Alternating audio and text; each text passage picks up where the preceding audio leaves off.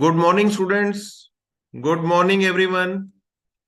Good morning, Parth, Sarthi. Good morning, Kiran. Good morning, Nikita, Ajay, Ramnivas, Sankaran. Good morning, Kadambri. Tanisha, good morning. Sushil, good morning. And Gunjan, SK Sahu, Avni, Santi, Santige, और आलोक Y सांथिगा. Good morning, all of you students. Very good morning to all of you. Yes, students. In today's lecture, this is the last lecture for chapter 9, special features of audit of different type of entities. With me, CA Ritu Chatwani is there. Ritu, you can say good morning to all of you students. Good morning, students. Good morning, sir. Good morning, Ritu. Yes, students. In today's lecture, as you all are aware, this is the last lecture of chapter 9. And students, in this lecture, students, we would be covering as government audit, local authority, and the remaining topic if any is there. Students, आपकी queries सारी answer हो रही हैं और अभी madam ने मुझे बताया नेगेटिव मार्किंग होती है क्या? एमसीक्यूज में नेगेटिव मार्किंग होती है या नहीं होती? तो students, in MCQs there is no negative marking. In MCQs there is no negative marking, right? और स्टूडेंट्स, प्रेपरेशन आपकी कैसी चल रही है?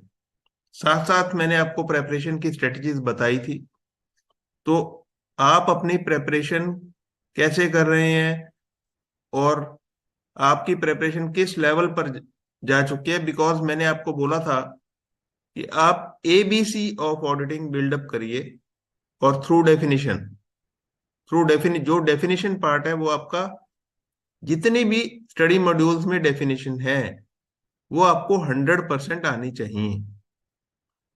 जितने भी चैप्टर्स अब तक हो गए हैं उन पे आपकी 100% कमांड होनी चाहिए. उसमें मैं आपको कंप्रोमाइज करने को कह ही नहीं रहा.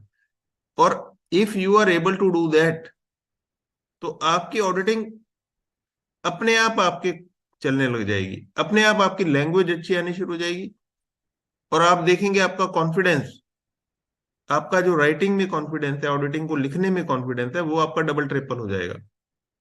सो स्टूडेंट्स, आज मैं आपकी ये वाली जो प्रेपरेशन रिलेटेड क्वेरीज है, जो आप जो भी स्टूडेंट पूछना चाहे वो भी साथ साथ पोस्ट करिएगा और मैं बीच बीच में आंसर देता रहूंगा. Yes, over to you Ritu, you can continue with the lecture. Thank you, sir.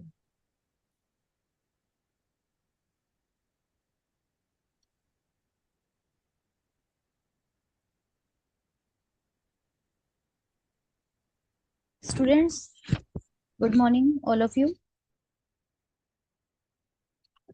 Okay, we are starting with the audit of the local bodies. The page number in your study material will be 9.22. In previous session, we covered NGOs audit, cooperative society, multi-state cooperative society, and today we will be covering the local authorities audit, government audit, and the remaining part, hire purchase and leasing. So starting with the audit of the local bodies.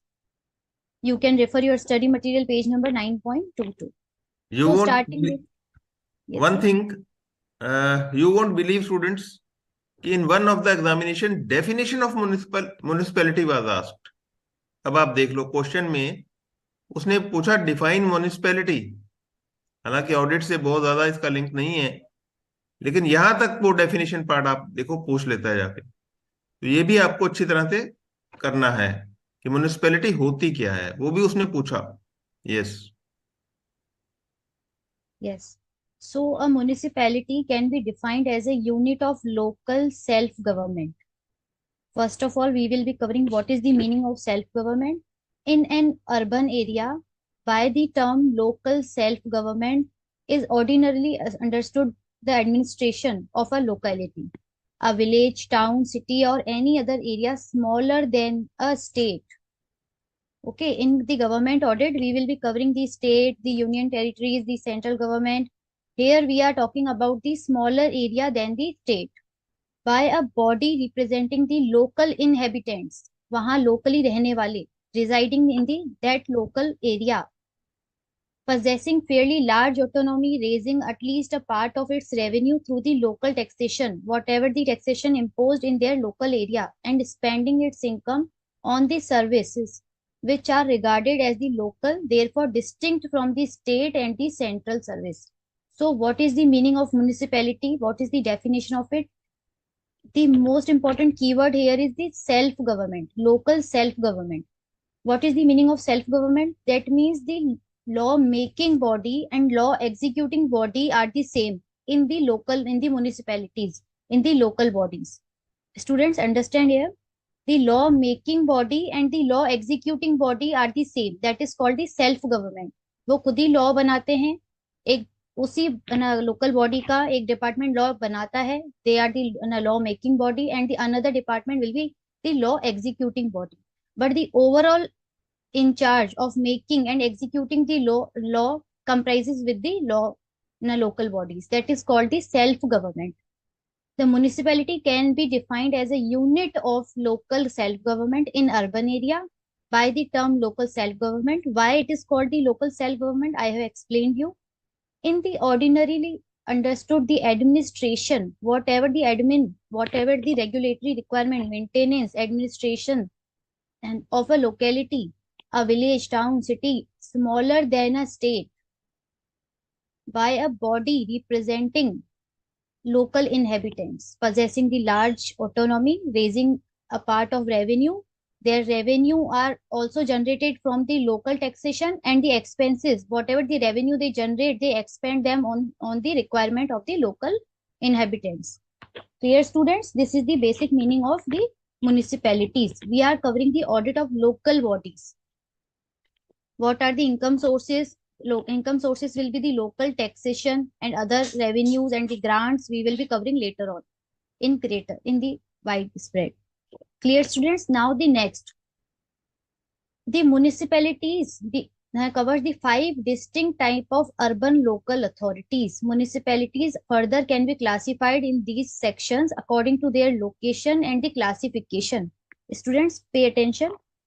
The municipalities, local bodies can be further divided into these names, these parts as per their classification and locations.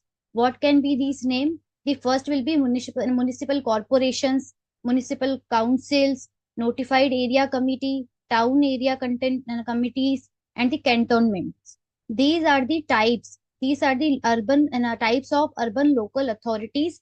These classifications, like in the what area will be considered as municipal corporation, the other will be considered as councils, notified area. This classification will be done on the location of that particular area, local area. Clear? This was the types. How many types are there for the municipalities? And the second one will be specific local functions. What functions will be covered by the local authorities, municipalities? First will be regulatory, to regulate the law and taxes in the local area. For the maintenance of the parks, hospitals, other roads. And the third will be the development, whatever the new developments of the schools, of the hospitals, what other activities, constructions activities, these are considered as the development activities. These are the functions. Clear, students, till now? Earlier we done the definition of municipality and then how many types are there, and now we are covering the functions. And the next part will be the expenditure, whatever revenue generated by the local authority from the local taxation or the grant given to them, where they expend these revenue. So the expenditure of the local authority will be general and administration and public health, public safety, education, for the construction of school or the maintenance of the schools, and any other public work related to public, whatever the facilities they provide to their local inhabitants. So these are till now very simple points.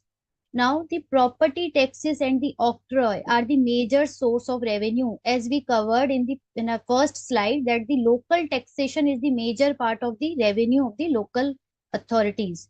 So the major sources, property taxes, and octroi. Octroi is basically any, I have explained, Sushil. Self-government means the law-making authority and law-executing authority is the one and only, not the segregated parts. So octroi basically, if any goods is covered within a particular area, then the octroi tax is imposed. So the property tax and octroi are the major source of revenue. Other municipal taxes, professional tax, these are the revenue parts. And non-mechanized vehicle tax, taxes on advertisement. If you have observed, students, if you have observed, and so many hoardings are there on the public places, on the railway stations, bus stands, or etc. These are the area notified by the local government for the advertisement places. So the companies or any other entities who wants to advertise their product or services, they can use this, and the government collect the charges on this behalf. This is the major source of revenue for the local government. Taxes on the animal, boards, toll, show tax, etc. So these are the major revenue parts for the local bodies. The taxation power of the corporations confined to a few items, generally compulsive in nature, means whatever the taxation, whatever the provisions regarding to collection of tax has been imposed, that are compulsive, compulsory, mandatory.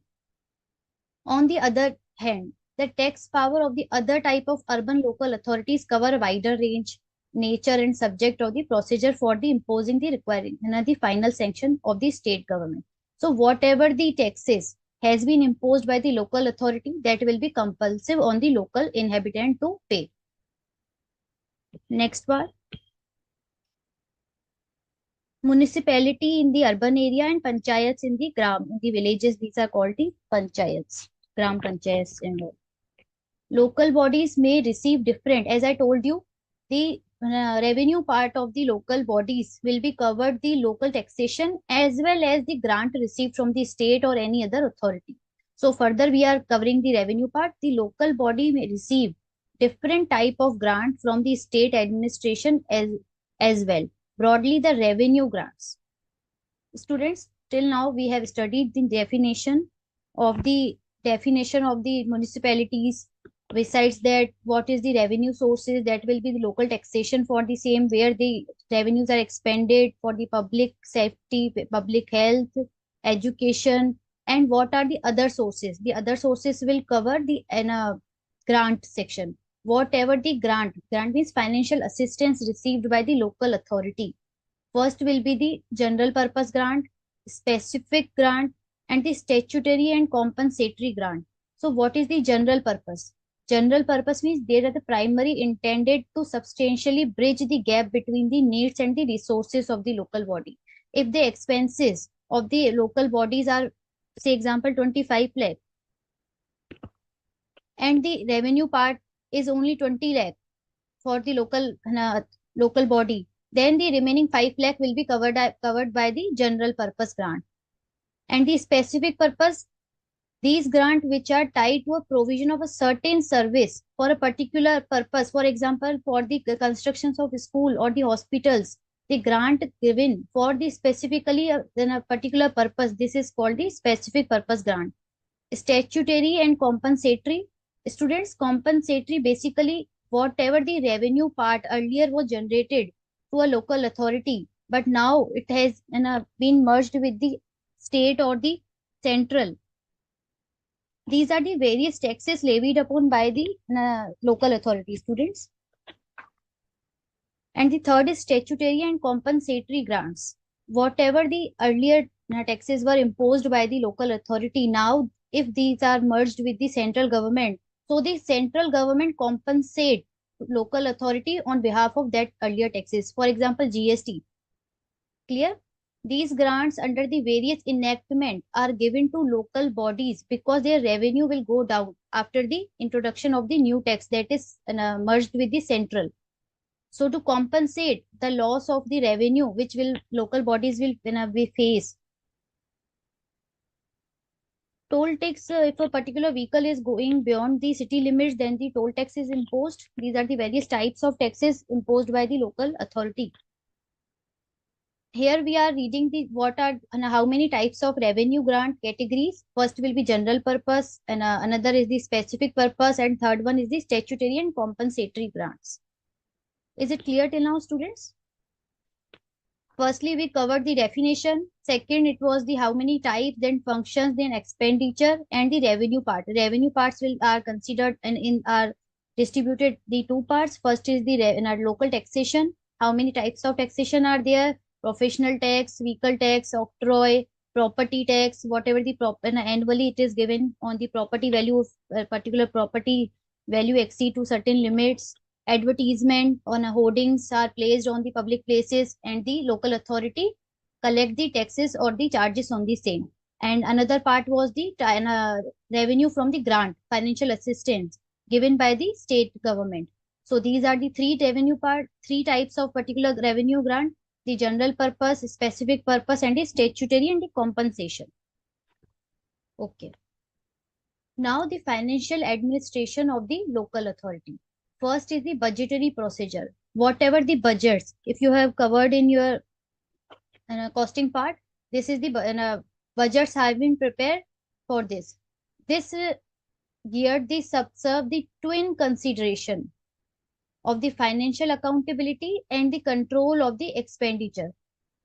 The main objective is to ensure that the funds are raised and money are spent by the executive department in accordance with the rule. Students, highlight in your notebook, whatever the expenditure has been made by local authority has been done with the rules and regulations within the limit of the sanction, whatever the, for example, for a particular maintenance of a school, if a maintenance of a school, their expenditure sanctioned was only 5 lakh.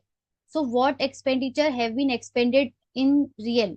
Is it expended 6 lakh? So there is a differentiation between the sanctioned amount and actual expended amount.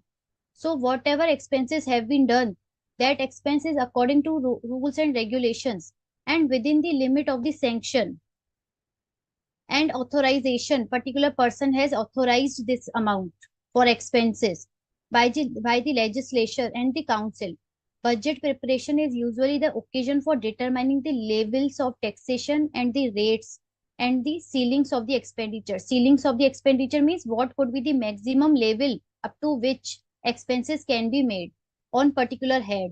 For example, maintenance of parks, maintenance of hospitals, or particular expenses. What could be the maximum limit? What could be the ceiling on the expenditure? And who are sanctioning? Who are the persons authorizing the amount? The most important, students, you can be asked in the true false pattern. One important feature of the municipal budget is that there is no strict separation. You can be asked in true or false. No strict separation between the revenue and the capital items. Highlight in your study material. Usually there is a head called extraordinary item which cover the most of the capital transactions. There is no separation, no demarcation between the revenue expenses and the capital expenditure. Only one head is created, that is the extraordinary items which cover the all capital transactions. There are, however, number of special funds are also created. For example, for the roads, for a particular project, or in the cases separate budget for the specific municipal functions. For example, education के लिए अलग बना दिया, maintenance के लिए अलग बना दिया, for the parks, and there can be different water supply and sanction of transport and electricity. We are covering the financial administration part. The first was the budgetary process, how the budgets are prepared. The first, financial accountability, and second, control expenditure. Expenditure must be properly sanctioned within the limits as per the rules and regulations authorized by the proper authority. And most important point, there is no separate demarcation between the revenue expenses and the capital expenditure. Next is the expenditure control. The system of the financial control existing in the state and the central government is conditioned by the fact that there is a clear demarcation between the legislature and the executive. Students, pay attention here. What is the meaning of this line? The system of financial control existing in the state and central, as I told you in the starting, the self-government. What was the meaning of self-government? Law making body and law executing body is the same for the local authority. But this and the state and the central, there is no such. There is a different bodies for the creation of the law and the different body who are the executors of the law. So what is the line saying? The system of financial control. Pay attention, students here. The system of the financial control existing in the state. यहाँ पे state की और central की बात हो रही है. The existing in the state and the central government level is conditioned by the fact there is a clear demarcation. वहां पे तो है ना separate. In the state and central there is clear demarcation between the legislature who are the making the law and the executors. The integration of legislation and the execution, the integration, but there is no such demarcation at the level of local authority. Students, there is a clear demarcation of law making body and law executing body at the state and the central level. Okay. But there is no such demarcation in the local authority. That is why this is called the self-government. So this is the point covering that aspect. The integration of the legislation, that means law making process, and the executive powers in the municipal council makes it difficult. वो difficult हो जाता है. Law भी वही बना रहे हैं and execute भी वही कर रहे हैं. Difficult makes it difficult to its executives to function it as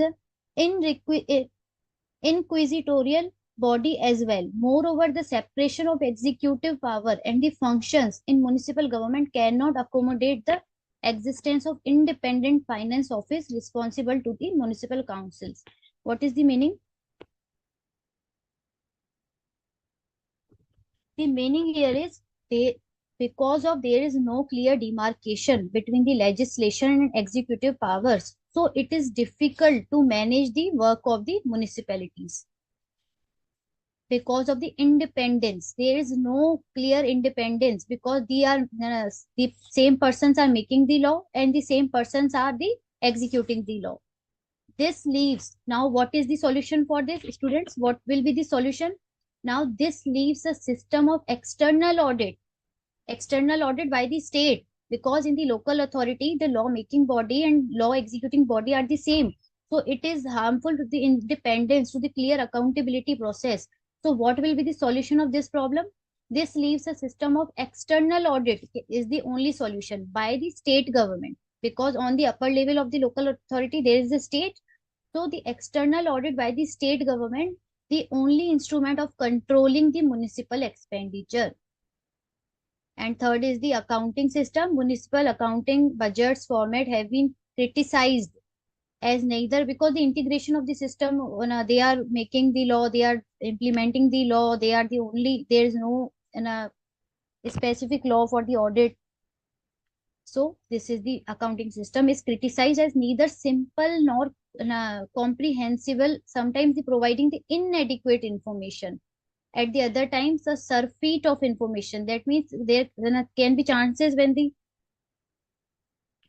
chances of the so many information has been provided, unnecessary information. Surfeit means unnecessary information, and the sometimes this is the inadequate information. So this is why this is criticized by the on the system accounting system. Both these situations are not conducive to a proper system of management information.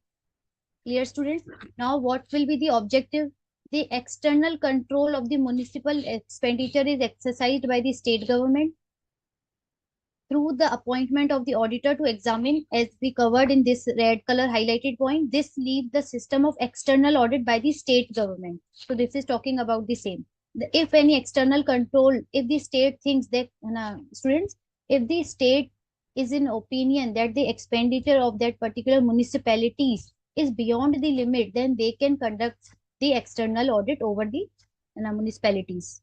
So the external control of the municipal expenditure is exercised by the state government through the appointment of the auditor to examine the municipal accounts. However, the municipal corporation of Delhi, Mumbai, a few other have the power to appoint their own. Students, if the area, as I told you, there are several classification according to the location and their populations. So there can be some small municipalities in which the state can directly appoint the auditor for the external audit, and whereas on the other municipal corporation like Delhi, Mumbai and other few state have the power to appoint their own auditor for the regular external audit. Now, what is the objective for the audit of the local authorities? Reporting on the fairness and content of presentation of financial simple points, reporting upon the strength and weaknesses of the system of financial control. Financial control, whatever the grants received for the general purpose, specific purpose, or in a statutory compensatory form, these are being in a expended accordingly. Expenditure control in Hindi. Okay, just a minute. Reporting on the adherence. Adherence means to strictly follow. You can write it down in your study materials. Reporting on the adherence to the legal and the administrative requirement. Whatever the legal and administrative requirement imposed by the local authority to adhere the same. ये students, दो students ने इनक्विजिटोरियल का meaning पूछा है। इनक्विजिटोरियल का meaning students होता है some someone who can questioning sort of thing.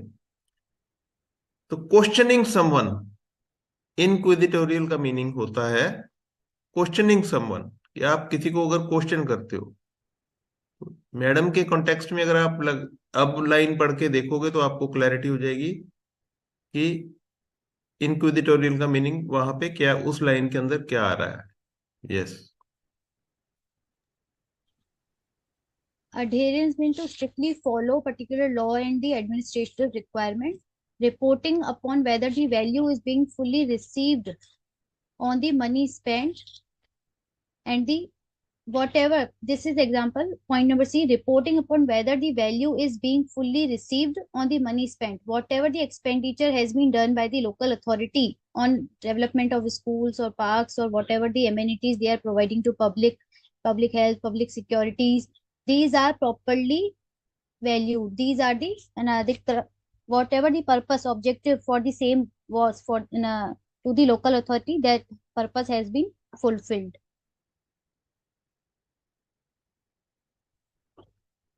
Detection and prevention of the error, fraud, and misuse. These are the general objectives of the audit of the local authority.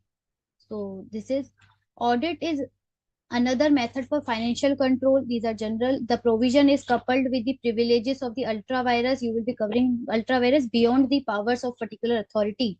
I think you have covered in your law. Ultra virus means beyond the power given to the particular authority entity. An action an action of the local authority, if it is beyond the legal authority, can result in the surcharge by the audit. The procedure is legally colonial days, and even in the England this is common. And in the addition to the external audit, it is also opined by the learned author that there should be a system of internal audit. There should be a system of internal audit for the municipal institutions. Internal audit should be provided by the institution of the own staff. It should be performed. Why this is we are talking about this? Because the law making body and law executing body is the same. Yes, on the gram level, Manish. So there is high chances of the mismanagement of the funds, extra expenditure, unnecessary expenses, over expenditure, how the expenses are being expended after proper authorization or sanction. So to find out the loopholes between the working of the local authority. So these are the paragraphs which are paying attention, paying emphasis over the external audit and the internal audit as well, so that there can be proper check, proper authorization imposed over the working of the local authorities. Dear students, now the important part, the audit programs for the local bodies. What will be the audit program for them? As an auditor, appointment, the local fund wing or the local fund audit wing of the state government is the generally in charge of the audit of the municipal accounts. Sometimes bigger municipal, as we covered earlier also, Delhi, Mumbai, there's a separate power given to them, so they can appoint their own auditors for the external audit as well. But if there is not such power given to other state, then the local fund audit of the yes, state अच्छा question government. पूछा है एक student ने कि क्या, Manish I think is asking if panchayat falls under the category of local body, yes why not? Yes, I क्योंकि answered. Because वो यहाँ पे अगर आप 5 distinct type of entities, urban local authorities जो मैडम ने बताई थी, अर्बन लोकल अथॉरिटीज के अंदर आपकी म्युनिसिपल कॉरपोरेशन, उसके अंदर आपकी municipal councils, notified area committee, town area committee और कैंटोनमेंट कमेटीज, 5 मैडम ने बताया था आपको।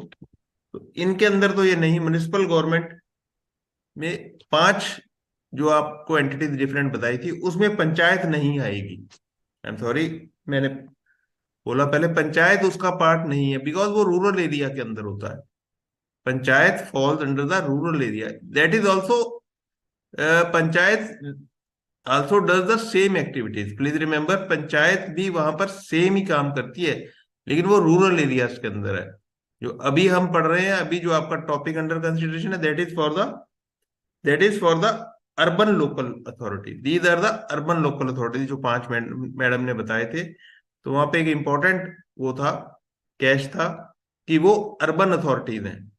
और जो पंचायत होती है स्टूडेंट्स, पंचायत भी एडमिनिस्ट्रेशन का काम करती है, there is no doubt about it, लेकिन पंचायत जो है वो क्या है, रूरल एरिया के अंदर आती है। आई होप मनीषा आपका क्वेश्चन क्लियर है, आपको answer, you can respond on in the query box.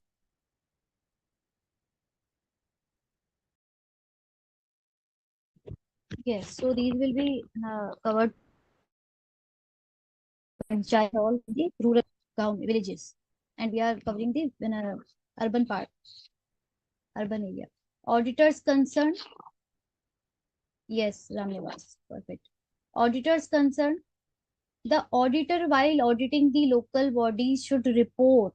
Students, uh, pay attention here. Should report. Auditor is required to report on the fairness of the content and the presentation of the financial statement, the strength and weakness of the system, the adherence to तो legal हो and सकता the है, other एक admin. एक minute और address कर रहा हूँ ये question same, Yes, Manish sir. का क्वेश्चन। हो सकता है आपसे पंचायत भी पूछ ले एग्जाम में, बिकॉज है तो वो भी लोकल अथॉरिटी तो है। अगर आपका ये क्वेश्चन है क्या लोकल बॉडी में आए, तो आंसर इज यस, वो भी लोकल बॉडी है, लेकिन वो रूरल है। पंचायत क्या है, रूरल है, रूरल एरिया लोकल कमेटी है, तो लोकल बॉडी है।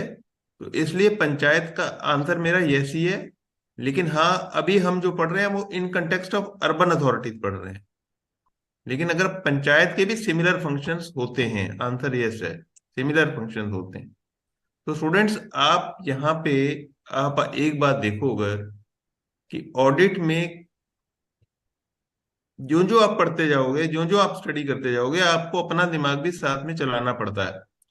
कोई, क्योंकि सारी चीजें हो सकता है बुक में ना लिखी हूं।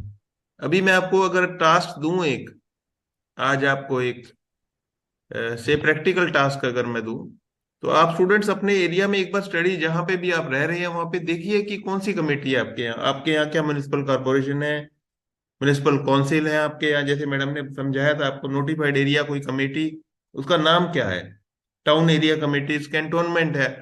तो आप एक बार चेक करके उसको स्टडी करिए कि क्या फंक्शंस वो परफॉर्म कर रहे हैं। तो इस तरह थोड़ा सा इंटरेस्ट लेके करोगे ना, तो आपको बहुत अच्छा लगेगा।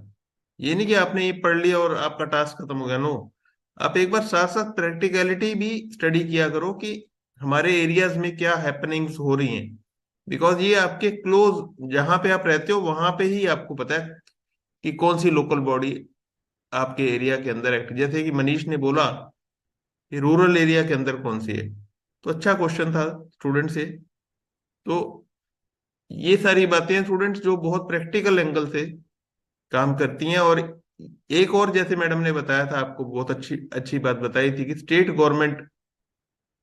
गवर्नमेंट का याद रखना कि इनके साथ थोड़ा टसल चलता ही है हमेशा। आप अगर एरिया के अंदर लोकल न्यूज़पेपर पढ़ोगे, तो उसके अंदर आप देखोगे कि इनका आपस में कुछ ना कुछ टसल चलती रहती है ना।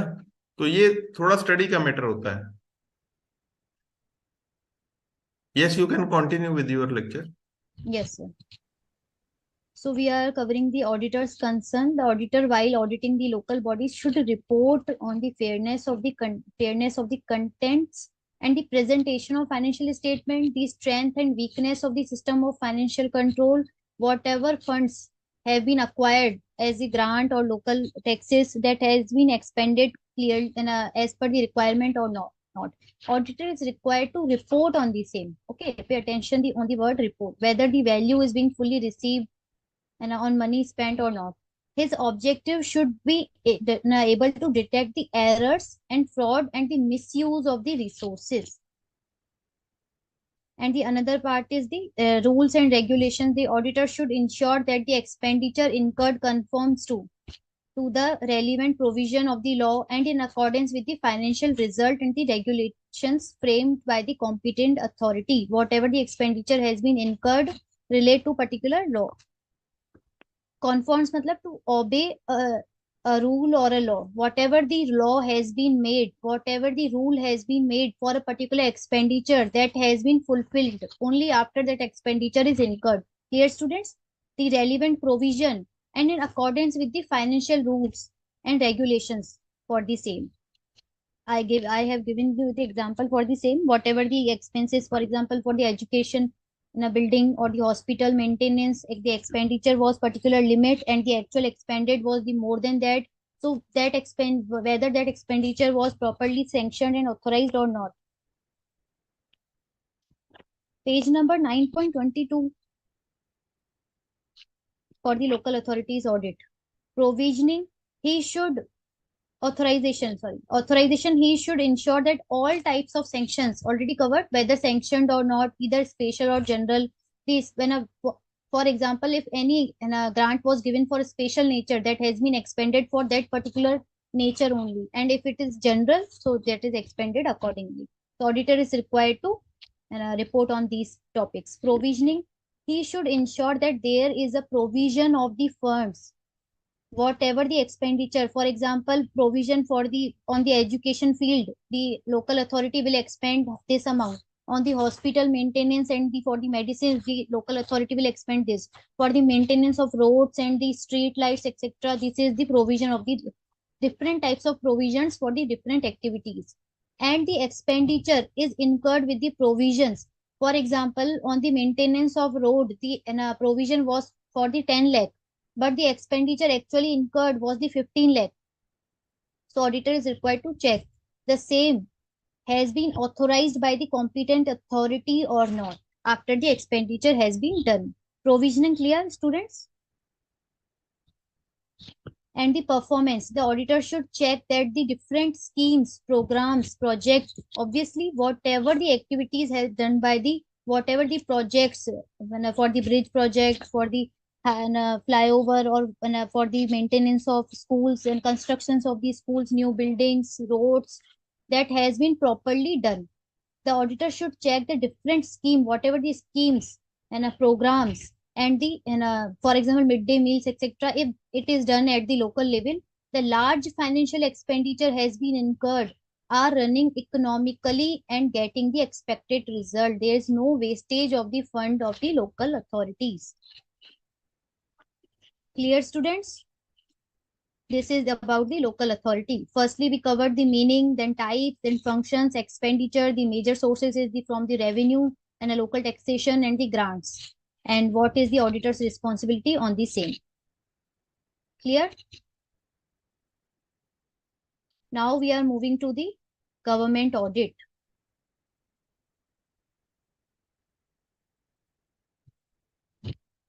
What is the meaning of government audit?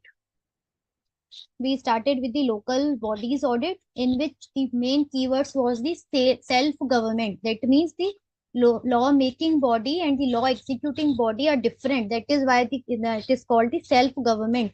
And for the reason, this is the main reason, because the local authorities are considered as the self-government, the requirement of external and internal audit arises. And then we studied the revenue part, and then the expenditure, and the lastly we covered what is the auditor's responsibility on the same in the local authorities, local bodies audit. Clear, students? Now we are moving to government audit. Pay attention and This is the first topic of your chapter number 9. On the initial pages, you can find this, and you are required to keep your study material with yourself.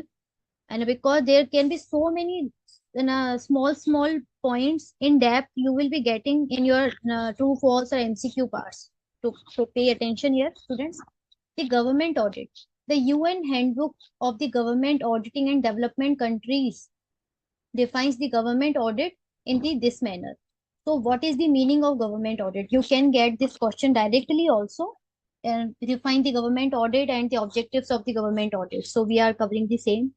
The objective, systematic, professional, and independent examination.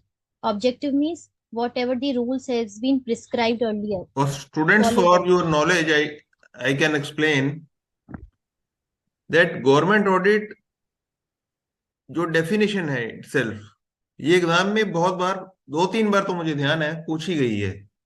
तो exam में मैं आपको यही बार बार यही बोल रहा हूँ कि डेफिनेशन पार्ट को बहुत पक्का करके चलना। एग्जाम में कुछ भी पूछता है वो डेफिनेशन रिलेटेड, उसको वो जो डेफिनेशन पार्ट है उसे एमसीक्यूज की फॉर्म में पूछता है, then incorrect type of questions, descriptive type of questions, मतलब 4-5 questions, 10 marks at least out of 100 marks, 10% paper तो डेफिनेशन बेस्ड होता ही है इंटरमीडिएट लेवल पे। तो इसलिए do not compromise on definitions, और डेफिनेशंस अगर नहीं भी पूछी जाती एग्जाम में तो भी वो ABC of the subject constitute करती हैं।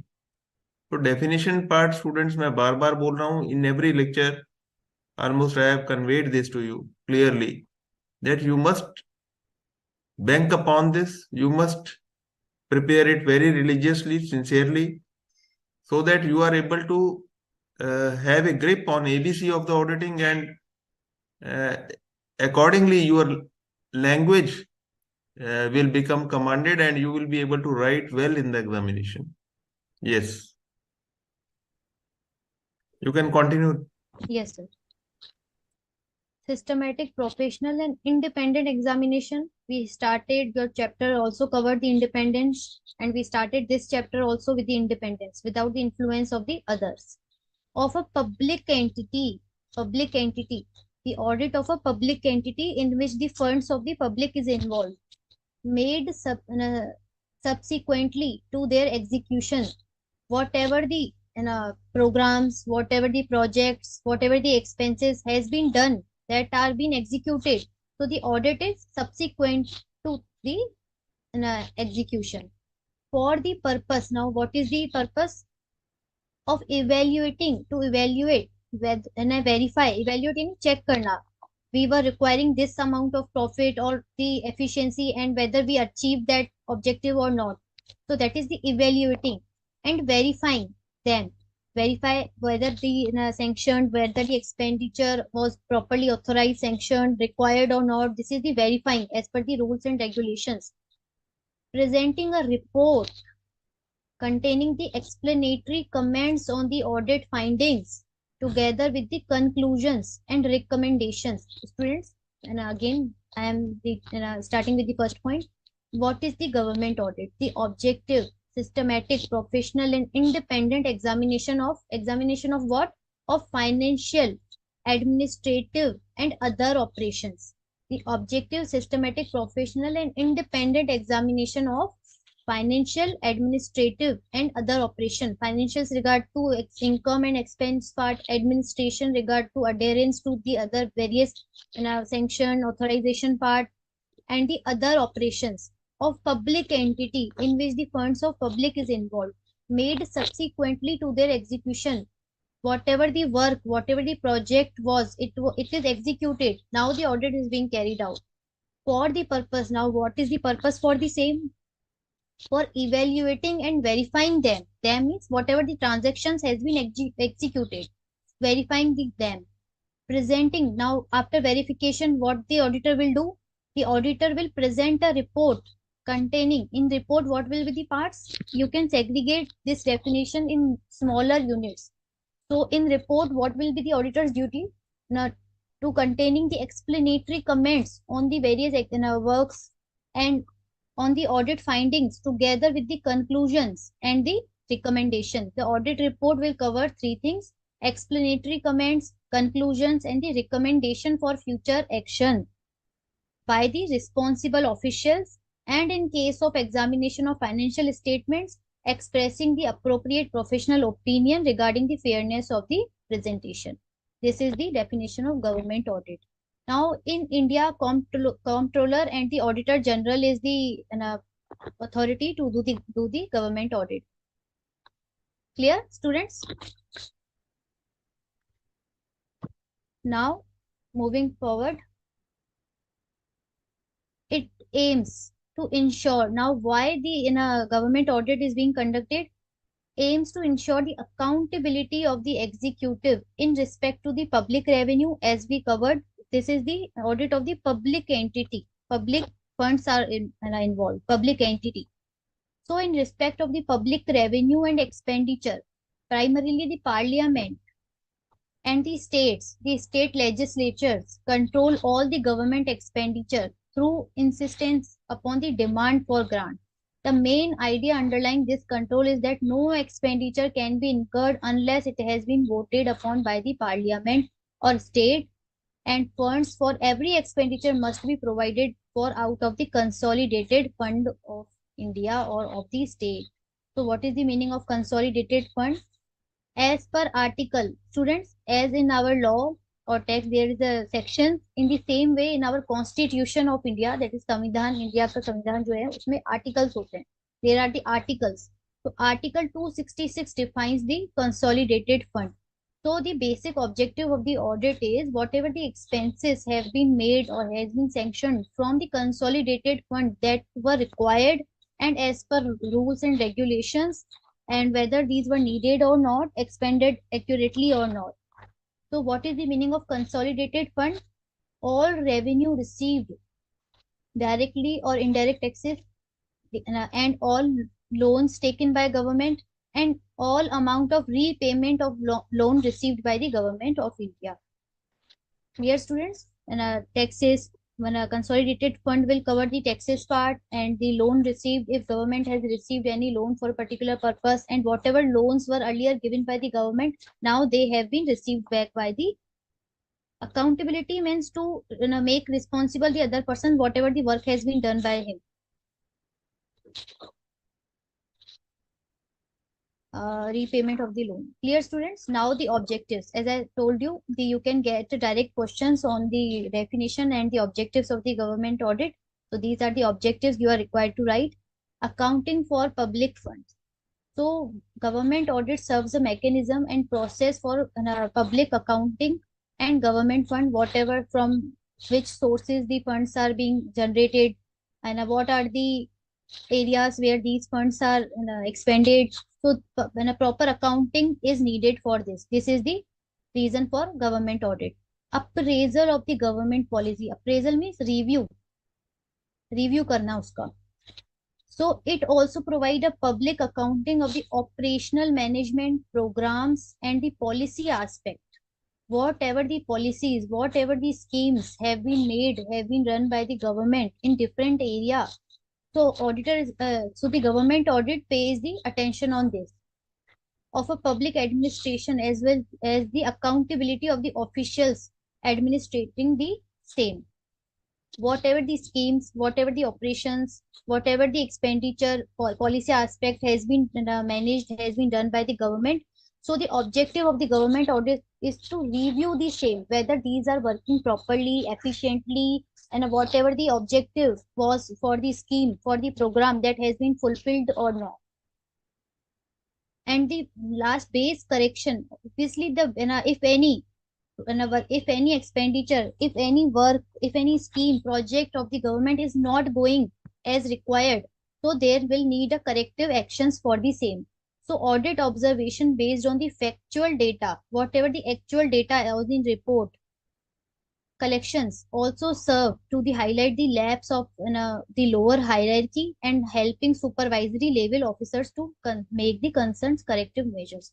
Students, whatever as we read, in the state and the union there is a law making, policy making authority is different and executives are different. So for example, the upper body, the law making body, makes some policies or decisions, or some they launch some schemes or projects, but the executing body for the same is different. So the audit ensures that whatever the scheme projects and whatever the benefits were required to give in to the public, whether these are been working properly or not. So government audit is therefore very important aspect in this.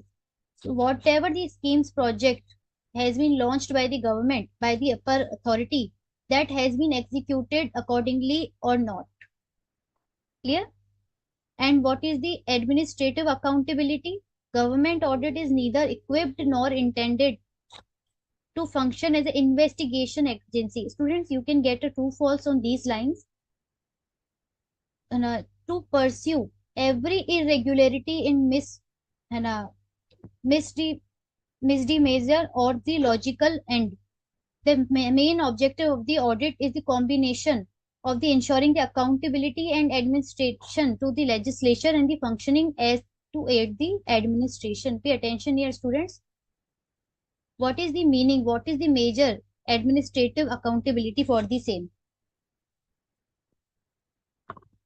Execution, not for the execution. These are basically to check whether the proper rules and policies are being followed or not. And sanctioning authorization authority. So the main objective of the government audit is not to investigate something. The main, not to find out the irregularity, minor irregularity. What is the function of the government audit? To combination of ensuring the accountability, who were the authorized person sanctioning the expenses, and what was the process, actual process, rules and regulations for the same, have been that followed properly or not. Clear, students, till now? These are the objective.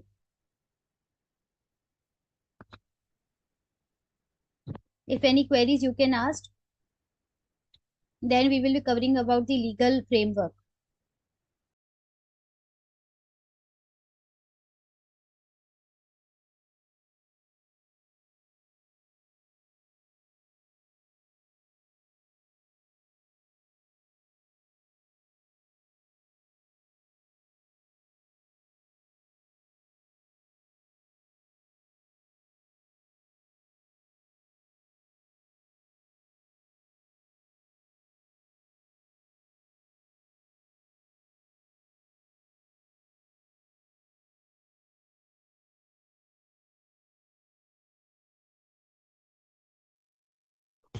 So now we are moving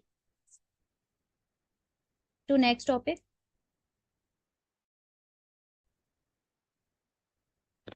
Tanisha, this is the next topic. Who will appoint the auditor for the government audit? That is called the comptroller and the auditor general.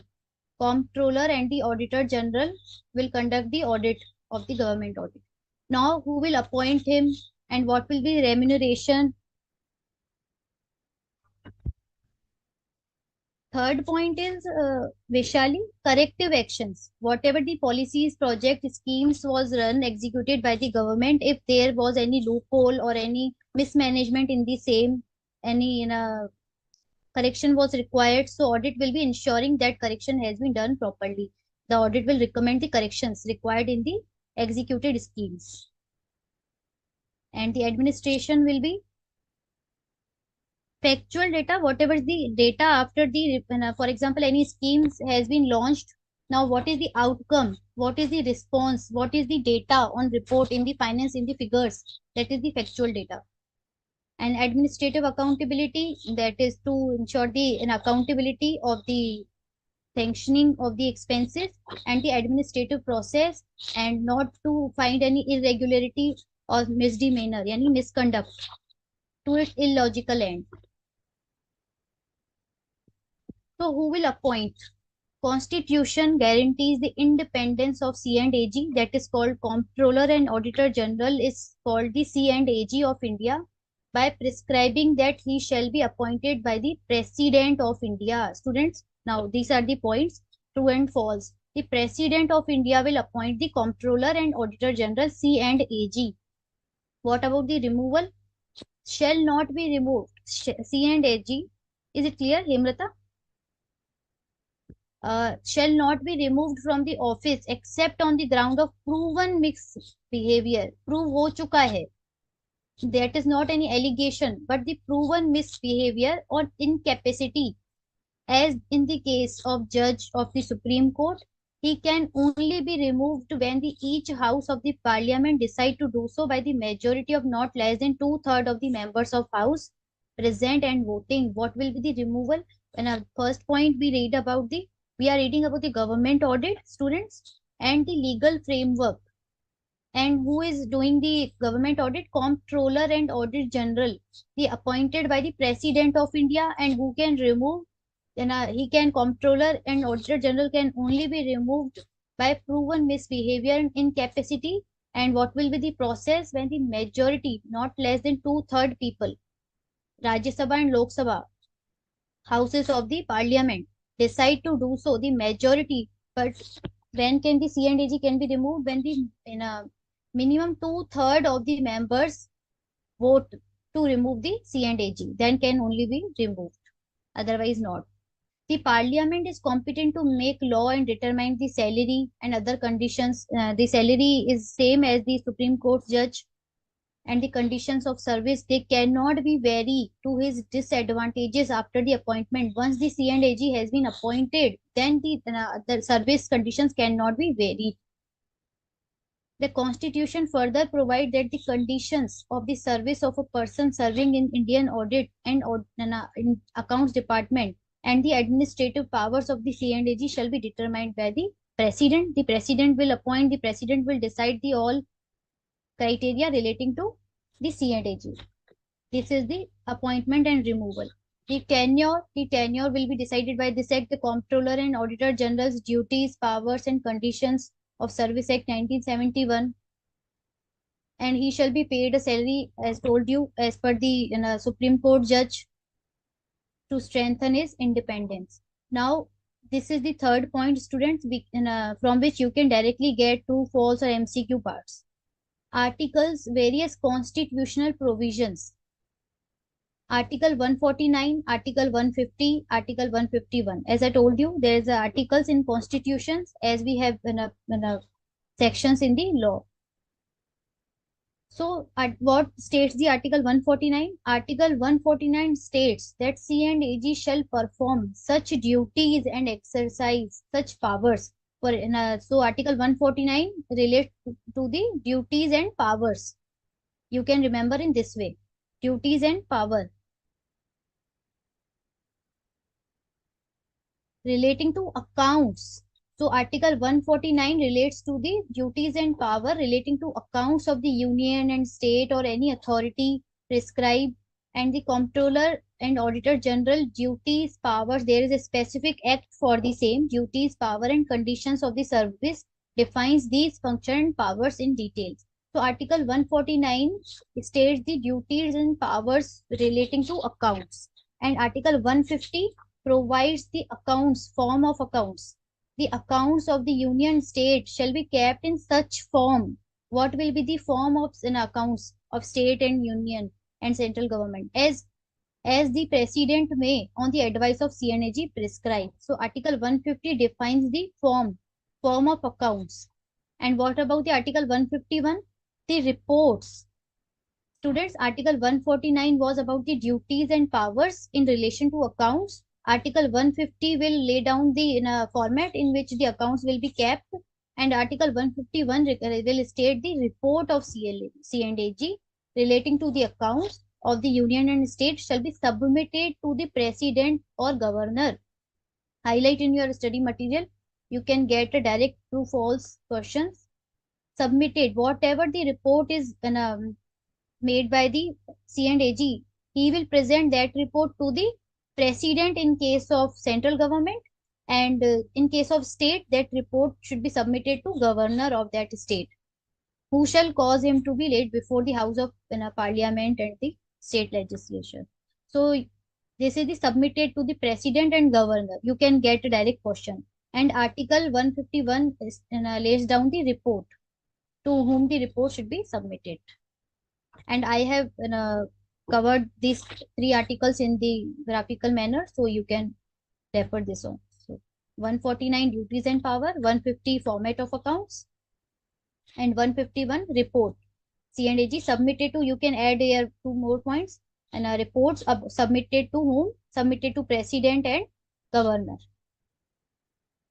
Clear, students? Point number, does C? Anmol, I didn't get your query. Ma'am, does C? You can ask your query again. Comptroller and what will be the duties and power? Till now, what we covered, students? In the legal framework, appointment and removal, and then tenure, then various articles in the constitutions, and now we are covering the duties and powers. So this is the in the brief we will be covering in detail. The duties cover the compile and submit the accounts, the general provisions relating to audit, the audit of receipt and expenditures, the audit of the grants, the receipts, and the accounts and stores and inventory, the audit of government, companies and corporations.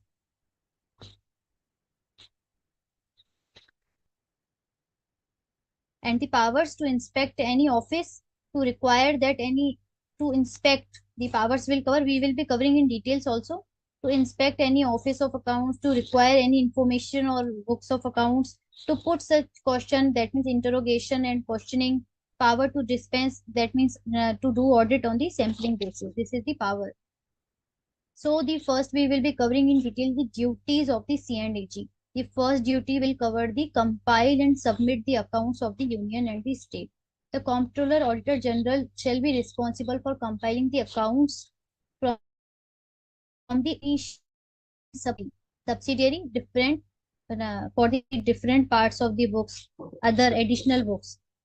So the Auditor General will be responsible for the compilation from the initial and subsidiary books rendered to the audit office, and responsible for keeping such accounts. So the first responsibility, he will compile the books of accounts from the initial and subsidiary books of accounts. The Comptroller Auditor General shall form the accounts compiled by him, prepare each account showing the respective head. First, he will, students, you can highlight in your study material. First, he will compile the accounts from the initial and subsidiary accounts. After that, he will segregate the accounts in the respective head of the receipts and disbursement. That means whatever the expenses for the purpose of union and state. Clear?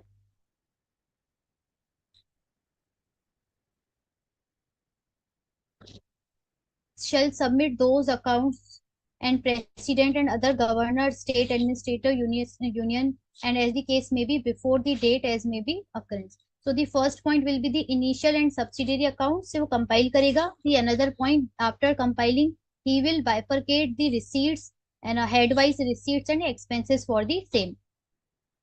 Now, the Comptroller Auditor General shall in so far accounts for the compilation, keeping, and he is responsible apart from the compiling and segregation in the heads, different heads of the receipts and payment.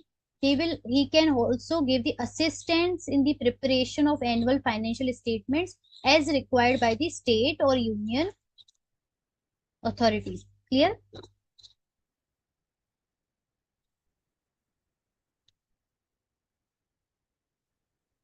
Tenure will be decided by the particular act 1971 and Nagraju. That act, whatever the provisions are described in particular act, so tenure and the other conditions, power, duties will be according to that. So this was about the compilation, and we are covering the duties. What is the duties? So the first duty in the compilation, to initiate, to do the compilation from the initial and subsidiary accounts. After that, to prepare in the respective head of the receipts and payment. And apart from the compilation, he will be doing, and he will be giving the assistance in the preparation if needed by the state and central and union territory. The another point will be general duty with regard to general provisions. What will be the general provisions? To audit and to report all the expenditure disbursed where legally available for and applicable to the service or purpose for which they have been applied. whatever, students pay attention, whatever the expenses, now we are reading the duties, what are the duties of the C&AG with regard to general provision. So the first general provision is to report and audit all the expenditure, whatever the expenditure has been done. So C&AG is required to audit and report with which criteria? So he will be required to check whether these expenses were legally available for, करना भी था क्या वो expense, and applicable to the service and purpose to which they have been applied, किस purpose के लिए provision किस चीज का था और वो वहां पे किस चीज के लिए actually वो, अनमोल which point number C, applied and charged for, whether the expenditure conforms, and you can write it down, conforms to and as per the law, to obey a rule, whatever the rule was made for particular expense, वो उसी according हुआ है कि नहीं. Pay attention here, student. When what is the C&AG's responsibility with regard to expenditure? To check that expenditure has been made, disbursed, were legally available for, actual में उसके लिए fund था, and the applicable to the service and purpose for which they have been applied, किस purpose के लिए वो खर्च किया गया है, or charge in whether such expenditure conforms, and whatever expenditure has been done has been conformed, so conforms to the authority which governs it, that expenditure was done as per the rule or regulations or the law made for that expense only. Clear, students? To audit and report all the transactions, the first point was relating to general provision, to report all expenditure, and the another one is to report all transactions of the union and state relating to the contingency. Contingency can be natural calamity or another situation. So C&AG is required to check whether all contingency funds has been made or not, all the transactions related to that in public accounts, in which when all the receipts from taxation, from other duties which have been imposed on the public, so whatever transaction is covering that, auditor is required to check that. To audit and report, the third point is to audit and report on all trading, manufacturing, and P&L and balance sheet and other subsidiary kept. So auditor is required to audit and report on the financials kept at any department of the state and the union. So the 3 points are covering in the general provision, all the expenditure, all the transaction, and all the financials. Now the third point is audit of receipt and expenditure, where anybody or authority is substantially financed, मतलब उनका major portion government grant से ही पूरा होता है, by the loan from by the grant or loan from the consolidated fund of India. We covered in the initial slide, consolidated fund of India, whatever the sources from the taxes, direct tax, indirect taxes, whatever the loan has been received by government, and whatever the loan was given earlier by the government, now they has been received. So all these revenue has been consolidated in one fund, that is called the consolidated fund of India or particular state. So if any authority is being given a grant out of this fund, so auditor is required to check that, whatever the audit of receipt and expenditure. Clear, students? So auditor is required to check the applicable to the body, authority, as the case may be, audit all the receipts and expenditure of that authority to whom the funds, to whom grant has been made, and to report on such receipt and expenditure audited by him. If any loan grant has been given to any state or any authority from the consolidated fund of India, so auditor is required to check these transactions. Now what is the meaning of substantially financed? Substantially का general meaning होता है to a greater extent, काफी heavy amount उसमें से finance हो रहा है किसी लोकल बॉडी अथॉरिटी को, where the grant or loan to a body or authority from the consolidated fund of India or of any state or union territory is not less than 25 lakh. You can get true, false or MCQ. What is the meaning of the consolidated fund or substantially financed? So the loan and the grant amount is minimum 25 lakh, minimum 25 lakh तक का amount दिया हुआ है, and the expenses, minimum 25 lakh तक का amount दिया हुआ है, and the expenses, minimum 25 lakh तक का amount दिया हुआ है, and the expenses, minimum 25 lakh तक का amount दिया हुआ है, and the expenses, minimum 25 lakh तक का amount दिया हुआ है, and the expenses, minimum 25 lakh तक का amount दिया हुआ है, and the expenses, 25 lakh minimum, and the amount of such grant or loan is not less than 75% of the total expenditure of that body. That means approx 3/4 of expenditure part of that particular entity is being covered from this grant or loan given by the government. Students, see here, pay attention here. Minimum, what is the substantially finance meaning? Oh, the C&AG will check whatever the loan, whatever the expenditure, whatever the grant has been given to a body or authority from the consolidated fund. So, what are the receipt and expenditure pattern for that particular body to which the loan or the grant has been given? So, C&AG is required to report on the same. So what is the meaning for this purpose substantially financed? When the loan amount or the grant amount is minimum 25 lakh and the amount of such grant and loan is not less than 75% of total expenditure of that body. That means the approx 3/4, 75% of the expenditure portion is covered by the this grant given or loan given amount. That clearly means that that particular body or the authority is properly dependent upon this loan and grant given to them. So C&AG is required to check for what purpose they have got this higher portion of amount, but that purpose has been fulfilled by that authority or not. So C&AG is required to check that. The next fourth point, audit of grants and loan. Simple. If any specific purpose, then auditor is required to check whether these purposes have been fulfilled or not, and shall scrutinize the procedures laid bound with sanctioning, who was the sanctioning authority for which purpose loan has been given. So C&AG is required to check that and satisfy himself that the fulfillment of the conditions for which they have get the grant and loan, whether those purpose have been fulfilled or not, what was the sanctioning authority who authorized the same, subject to the which such grant were given, and shall for this purpose he has all the right and access after giving the reasonable and previous notice to the books of accounts of the authority. Simple point. Audit of receipts.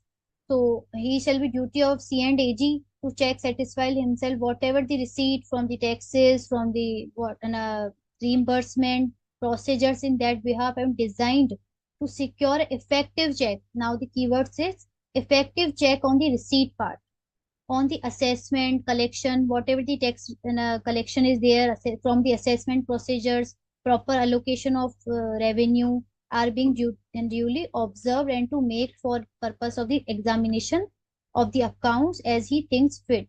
Whatever the revenue portion is of the government that has been implemented properly and effective check is there to collect the revenue part of the government. Accounts and stores and inventory. The Comptroller Auditor General shall have the authority to audit and to report on the accounts and stores inventory. We will be covering in details also. So this is the duties of the Comptroller and Auditor General. And what is the duty with regard to government companies? The duties and powers of the Comptroller General. And if you have covered in your company law, the auditor of the government company is appointed by the C&AG. So these are the provisions of the same. The Comptroller Auditor General of India shall appoint. I hope you have covered in your company audit. The auditor under section 139(5) and 7 for the first and subsequent auditor, and direct such auditor the manner in which accounts of the government company are required to be audited, and auditors so appointed shall submit a report, copy of the audit report to the C&AG. Clear, students? Clear till now about the duties of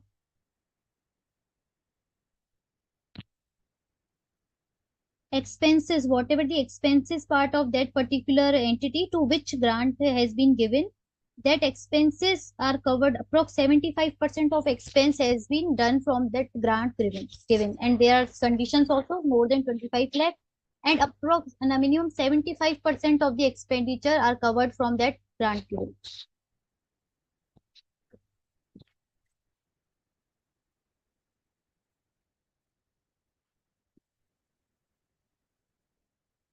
You will be requiring to assess and check the expenditure. What is the amount of expenditure, total expenditure of that particular body, and whether that expenditure covers more than 75%. on that grant or not? Is that body or entity dependent upon the grant or not? Vishali. So next we are covering the powers we covered in the initial slide to inspect the accounts and to require books, papers, other documents, and to put such questions if he require any. Manohar already covered consolidated fund, all the direct tax, indirect tax. I think you have joined late. And whatever the loan received by the government, or if any previous loan given by government that has been received. So whatever the incoming part, these are consolidated into one fund. And to put such questions and make such observations, whatever the information, and we are covering the powers of C&AG. So to inspect any books in any office and accounts, to require any books, any accounts, any papers, any document, and to put such questions and observation, to call any such information or person, and to do the test checking. The power to dispense with, यानी पूरी detailed audit करने की जगह, if the C&AG thinks that we can do this part in a sampling basis, on test basis, so he can limit its audit area also. Clear, students? Now we are moving to major portion of this, that is expenditure audit. Then we will be covering the receipts audit, then the inventory and stores reporting requirement. So the first is audit of expenditure. Whatever the expenditure is being done by the government, so the C&AG is required to check what is the criteria, sanctioning procedure, whether the expense has been done as per rules and provision lays down, who was the proper authorized person, whether there was a provision for the expense or not. If yes, the amount has been expended according to that provision, not more than that, whether that expenditure was required or not. So we are covering all these points in this. Clear till now? We covered the legal framework, appointment, tenure, duties, powers, remuneration, removal of the C&AG. Now we are moving to the actual audit part, that is the expenditure part of audit. How the expenditure audit is done. So the audit of expenditure is one of the major component of government audit. The basic standards set for the audit expenditure are to ensure that there is a provision of fund, properly provision बना रखा है, इस section पे इतना खर्चा होगा, इस section पे इतना खर्चा होगा, and authorised, and that also provision is authorised by competent authority, fixing the limits. For example education पे हम इतना ही खर्चा करेंगे total, we are talking about the overall government part. Education पे है ना, हॉस्पिटल्स पे, मिड डे मील प्रोग्राम पे, for creation of roads, infrastructure.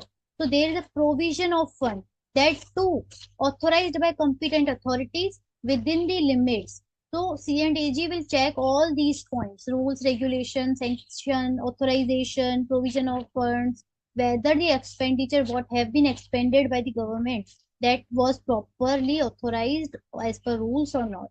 So what are the standards for the same? Now there can be direct questions, students also can be asked. There can be MCQ, true and false, whatever these. So many points can be asked from the topic government audit. So pay attention here. That the expenditure incurred conforms. Again, this word has been used so many times. Conform to, that means to obey particular law or rules. The expenditure incurred conforms to the relevant provisions of the statutory enactment in accordance with the financial rules. So this is called the audit against. We will be covering in details also. Audit against. These are the standards.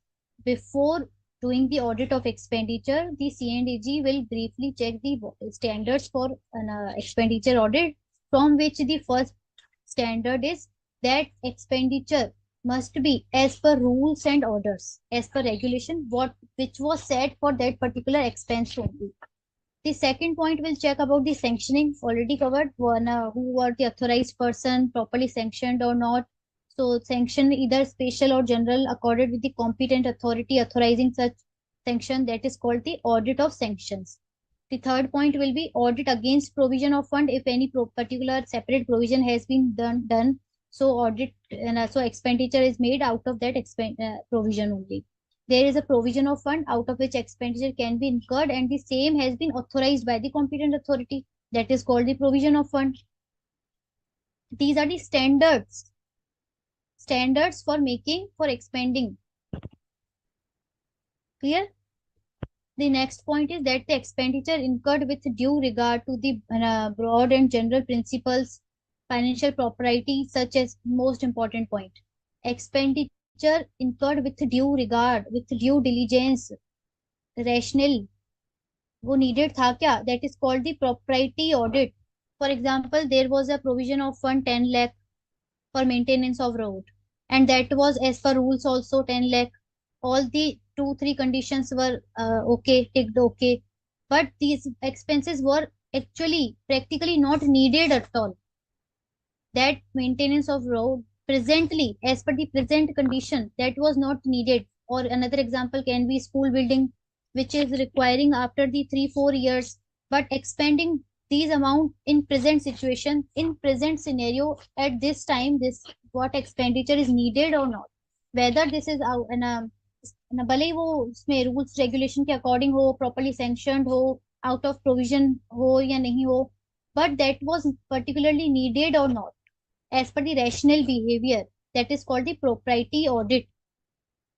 And the last point, various programs, scheme, projects, largely financial expenditure has been incurred or run economically, whatever the expenses, that means to evaluating the performance of the expenditure done by the government authority. Government has launched so many schemes, project, programs, whether these are going on properly or not, whether these are generating revenue or not, benefiting the public for which they were initiated. So these are the standards for the expenditure audit. I will be answering Sahul. This is so long question. So I will be answering you shortly. So the basic standard I have covered in a shape part so that you can learn rules against order and rules and order, provision out of the provision of fund, propriety audit, performance audit, and the audit of sanctions. Now we will be covering in detail. What is the audit against rules and order? Same, and expenditure conforms to the relevant provision, satisfy that the expenditure in accordance with the financial rules and regulations, and the competent authority ने उसको किया है authorize. The audit of expenditure against the regularity of quasi judicial type of work while doing the audit of the expenditure against the regularity is a quasi judicial type of work. So because there involves interpretation, it involves the interpretation of the constitution, and while checking whether that expenditure was as per rules, regulations, or provisions or not. So auditor is required to go through that rules, that provisions, and interpret the situation accordingly. So this is called the quasi judicial type of work, to interpret the law and come to conclusion whether these expenses was as per the provision, framework, or regulations or not. So this is called the quasi judicial work, to interpret the law. The final power of interpreting, this is a quasi, not full, quasi judicial work, because the final interpretation of these, however, rests with the C&AG. Does not, because these are with the courts. The full propriety we will be covering, Sushil. अभी किया नहीं है, only briefed about that. So auditor is required to interpret the law provision according to which the expenditure has been done. So these rules, regulations, orders against which regulatory audit is conducted mainly fall under the following categories: rules and order regulating the powers to incur, sanction the expenditure, and rules and order dealing with the mode of presenting of the claims against the government, and the rules and order regulating the conditions of service to pay the allowances and pension of the government servants. Clear till now? Student, these are the against the rules and order. Very simple. Whatever the rules, provisions as per that expenditure or not, properly sanctioned or not. And the auditor will interpret the law. Obviously, before while doing the audit, he will interpret the law whether that expenses has been properly regulated by the law, as per law, required by the law, in which provision this is explained in this what expenditure, so whether it was needed or not. So this work is called a quasi judicial type of work to interpret the law. And these are the other categories: sanctioning expenditure, mode of presentation of expenditure, and other. Now we are moving, and this is the other part, function of executing. This will be covered, but it is the function of audit to carry out examination of various rules, regulations, order issued by the executive authority to see that they are not inconsistent with any provision, because the name is rules and order. Audit against rules and order. Whatever the expenditure has been done, that is as per rules and regulations. So audit, what is will be the auditor's responsibility? To see that they are not inconsistent with the any provision of the constitution. They they are consistent with the essential requirement of audit and accounts. They do not come conflict with the orders. That means they are all expenditure obeying, following the rules and regulations and provisions. They have not been separately approved by the competent authority. Necessary rules making power. Simple. All these things properly as per rules, provisions, and regulations. Now the second point in sanctioned, properly sanctioned or not. So covered by the sanction, either general or competent, the audit of sanction directly, both in respect of ensuring that the expenditure is properly covered by the sanctioning, also satisfy the authority sanctioning is competent. There too, you can highlight in your study material two major points. First, the sanction covered by the properly covered by the sanction. Whatever the expenditure has done, that is covered by done after sanctioning, and satisfy that the authority sanctioning is competent. Two points are important here. First, the expenditure is after proper sanctioning, and that authority who has sanctioned the expenditure, that authority was competent enough to sanction that expenditure. Next, the audit against provision of fund. If there is a particular separate provision for the fund, and so the expense has been made out of that. Most important point, audit of propriety. Most important. You can get a direct question also on this. What is the meaning of propriety? Now, students, see here, there was a project for constructing a school building amounting to 50 lakh. Okay, I earlier also gave this example.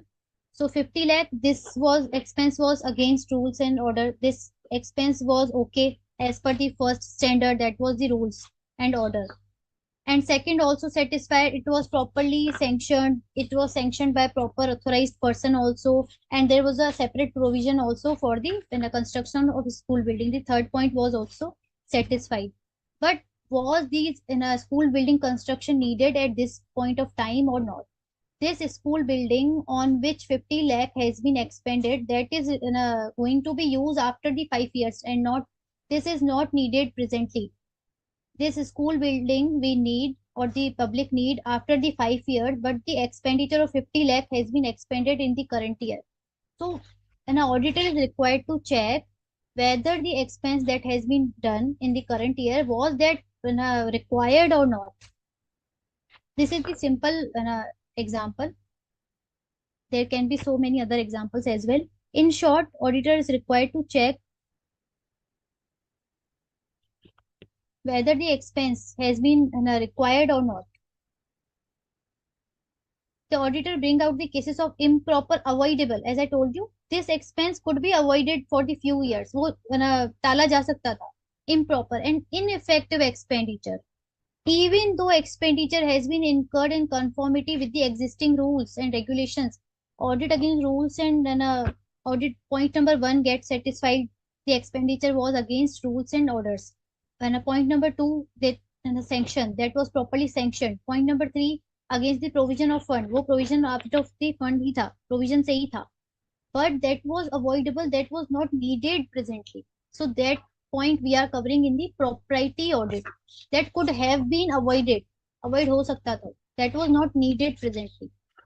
So this is the propriety audit. With the passage of time, it was felt that regulatory audit alone was not sufficient to protect the properly public interest in the spending of money by which the executive authorities. The transaction may satisfy all the requirement.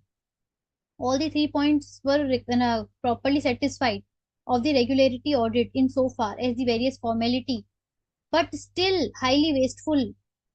अभी वो wasteful that was not needed. Audit should therefore try to secure a reasonable high standard of the public financial morality by looking into the wisdom, faithfulness, and economy of transaction, whether it was required, giving any results or not. These considerations have led to the evaluation of audit against propriety, and it is hard to frame any precise. There are no any precise rules, but some 3 4 points so that we can establish a point it is required or not. So these are the points you can be asked directly. However, some general principles, there is no strict principle, specific principles, but there are some general principles through which we can decide whether this expense was required or not, it was needed or not. Audit against propriety seeks to ensure that expenditure conforms to the principles which have been stated as follows. The first point, the expenditure should not be prima facie more than the occasion demand. Prima facie मतलब देखते से ही पता चल रहा है कि actual expenditure could have been 5 lakh and the expenditure required was could have been 5 lakh but the actually expended was the 10 lakh. कोई भी पर्सन देखते ही बता देगा कि ये इसमें तो 5 लाख ही खर्चा होना था but in reality 10 lakh has been expended. So the expenditure should not be prima facie more than the occasion demand. Every public officer is expected to exercise the same vigilance. अपना दिमाग लगाना है according to situation, vigilant रहना है in the respect of expenditure incurred from the public money, because there is a public money involved. So each and every penny of the public money should be expended after the proper sanctioning, not the wasteful expenditure out of the public money. Ordinary prudence would exercise. जितना एक समझदार इंसान अपने पैसों को सोच समझ के खर्च करता है वैसा ही. Second, no authority should exercise its power or sanctioning expenditure to pass order in which directly, indirectly, to its own advantage. For example, there was a contract, a tender for the constructions of the roads. So officials are required to select the tender. Yes, I will be giving, Sushil. So that tender has been issued to a proper person after when examining the records, and no authority the tenders has been issued. Auditors required to check whether tenders has been issued to related party or not. So no authority should exercise its power sanctioning expenditure to pass the order which will be directly indirectly to own advantage of the officials. And the third, public money should not be utilized for the benefit of a particular person or section of community, unless, most important, I think there is a past year question on this as well. I have incorporated that question in the slide. Public money should not be utilized for the benefit of a particular person or section of community unless these are the exception of point number C. Students, you can you can highlight this exceptions. You can get a direct question on this. Public money should not be utilized for the benefit of particular person or section, but there are some exceptions for this rule. Kindly explain these and those exceptions. So these are the expense and 4 exceptions for the same. That means public money can be utilized for a particular person or community when the amount is insignificant and as per the court of law, and in expenditure in pursuance of the recognized policy of custom or the particular allowances for traveling or other meeting expenditure. So these are the 4 exceptions for the same. So these 4 types of expenses can be incurred on a particular person or particular section of committee. Now, important point, students, and I have incorporated a note here. It is the responsibility of executive department to enforce the economy. You can get a true false here.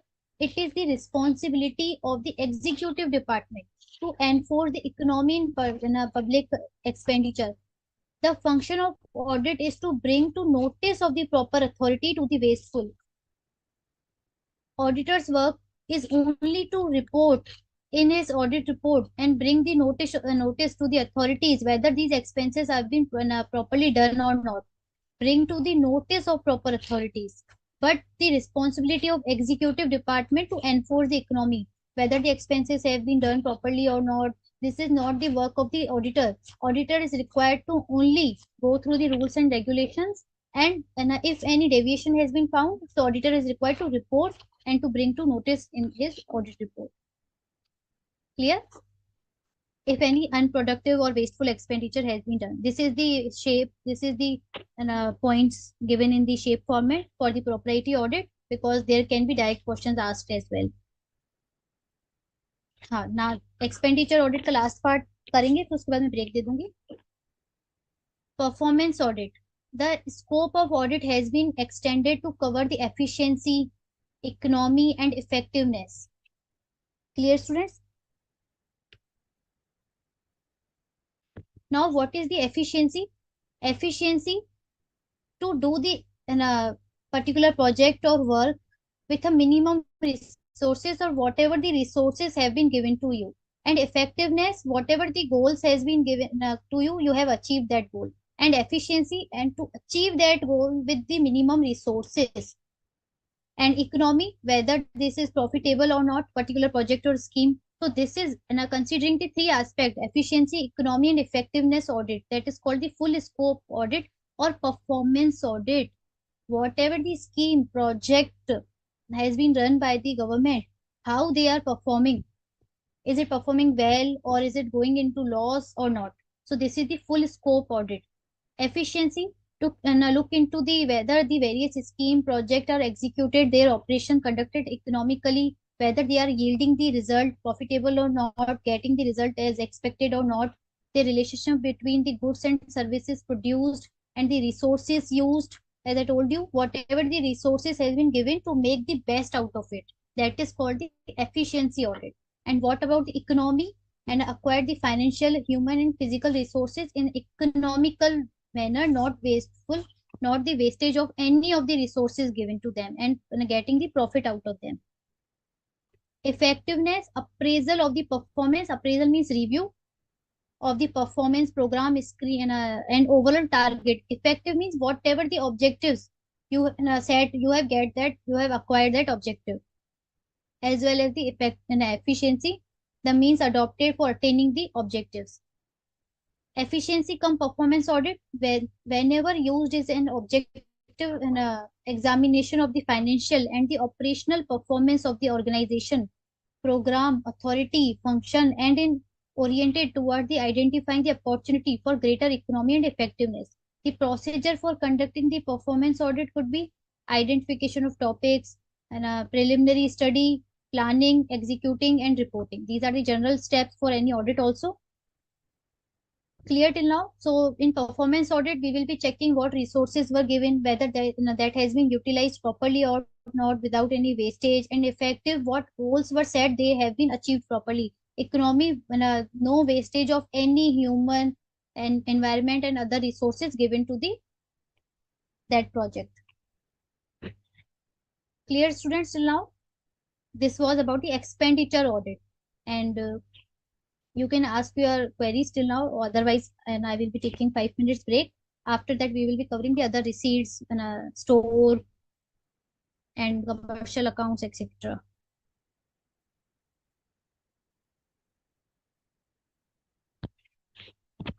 We are taking a 5 minutes break.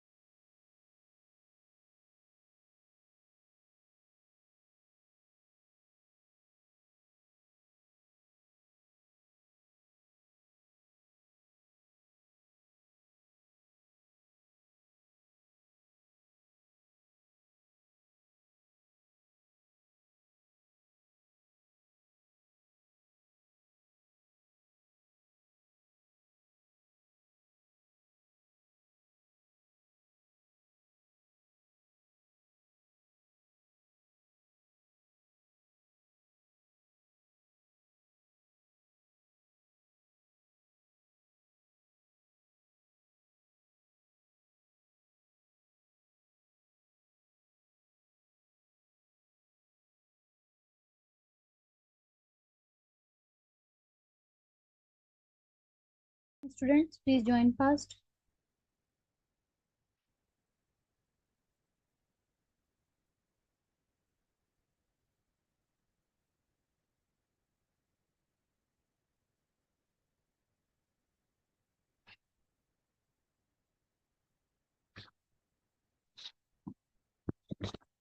Join, students.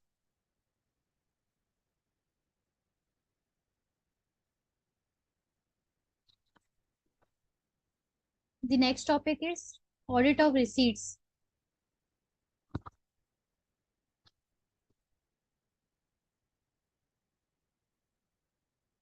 Audit of receipts. Earlier we done audit of expenditure, audit against rules and orders, audit against sanction, against provision of funds, propriety audit, performance audit in the expenditure part. Now we are going to receipts. What will be the receipt, audit of receipt procedures. So pay attention here. Whether all revenues, other debts due to government was about to receive them, due to government, all the revenues have been correctly assessed, properly assessment हो गया है, correctly calculated and realized the same. Whatever the revenues the government was about to receive, that has been assessed properly, that means calculated properly and realized and credited to the government account by the designated authorities. The first point will be whatever the revenue is due to government that has been assessed, realized and credited to the fund.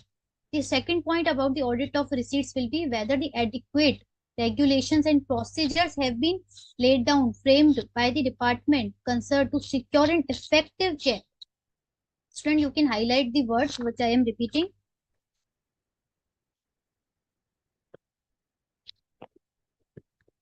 First is about whether properly revenues assessed, realized, and credited.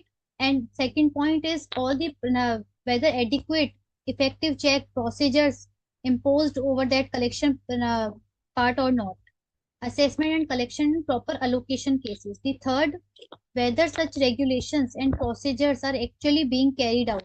All whatever the process is, whatever the effective check has been made in the point number 2, whether these regulations are being actually carried out or not. If you have read in internal control are maintained, designed, whether the auditor is required to check whether those are properly working or not. In the same case, whatever the procedures has been defined by the authorities, whether those processes over the revenue collection has been properly carried out by or not. Whether adequate checks are imposed to ensure that prompt detection and the investigation of irregularities, whatever the irregularities and double refund, etc. Is there any? And willful omission, negligence to levy, collect in taxes, to issue the refunds, whatever the in a part on behalf of revenue is there.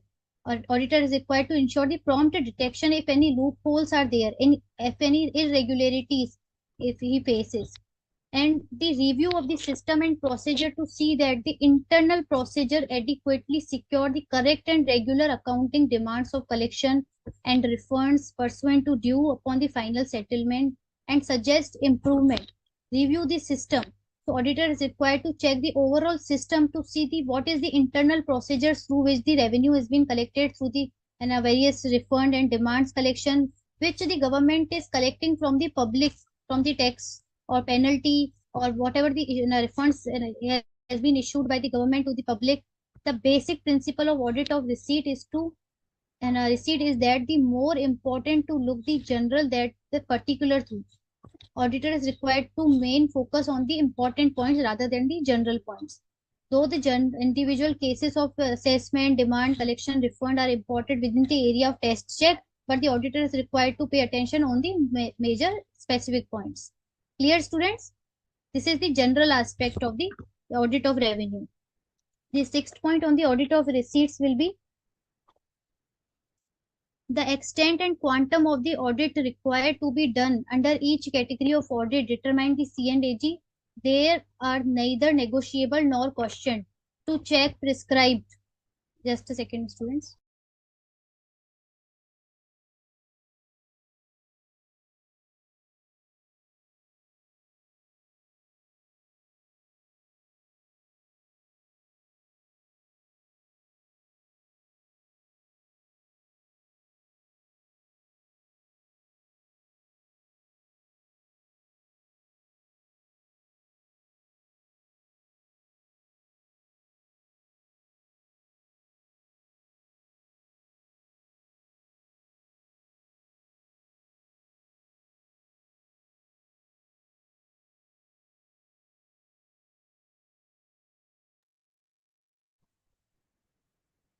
Is my screen clearly visible, students? We are on the sixth point of audit of receipts. So these are the neither negotiable nor questions. That means these points the auditor is required to check carefully. Is my screen visible to you, students? The prescribed extent and the quantum of the audit are the structured in accordance with the design and the random sampling. The C&AG can perform these tasks on the random sampling, general review, in-depth study as per his consideration in which transaction he is auditing of the receipts. He can do in the general aspects also, he can do the in-depth study also, he can do this test check or sampling basis. The institutional mechanism provides a primary check by the auditor, test check by the supervisor, and directions by the group leader. The planning, executing, reporting, these are the same general points which we already covered in the auditing. So planning part, execution and reporting of the work directed, monitored at the middle at top level, and built-in arrangement with the C&LG to ensure that work assigned to each employee is carried out by the carried out as prescribed. This is called as internal check also. When whatever the work has been conducted by the employee, that has been cross-checked by the another one. And the audit is conducted both centrally where the accounts and the original vouchers are kept. The C&AG can perform the audit procedure at the state or the central level wherever he finds it necessary. Wherever the records are being kept, he can do it on at each place as he gets satisfied. Whatever the information he wants, he can do the audit accordingly, whether on the in-depth basis or on the sampling basis as well. Clear, students? This was about the hierarchy, means whatever the process, organization, structure, top level, bottom level. Clear? According to their designations. Who are policy makers, who are the executors, what is the organization chart for the same. And what the next audit of the stores and the inventories to ascertain whether the regulations governing the purchase, receipt, inventories and store, what is the opening balance of the inventory, how the purchases are being made, how the purchase has been issued, and whatever the issue part is, and what is the remaining closing balance. So C&AG also required to check these parts: purchases, receipt and issues, and custody, whatever the closing balance is there. Sahu, I will cross check. Presently there is no query from Sahu, but if any, I will be checking at the later after completing this section. I will be taking each and every query. Don't worry. You can post meanwhile. So how this stock has been kept, sale and inventory and taking of the stores as well as the device properly carried out or not. So auditor is required to check all the aspect, how the purchasing, how the receipts, how the in particular inventory has been imposed, has been issued, and whatever the closing inventory has been kept, that is kept properly or not.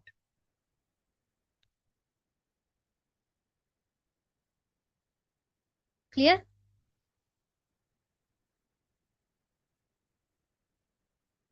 So the next point is to verify, to bring to the notice of the government any deficiency in quantities to stores held and defect system of control.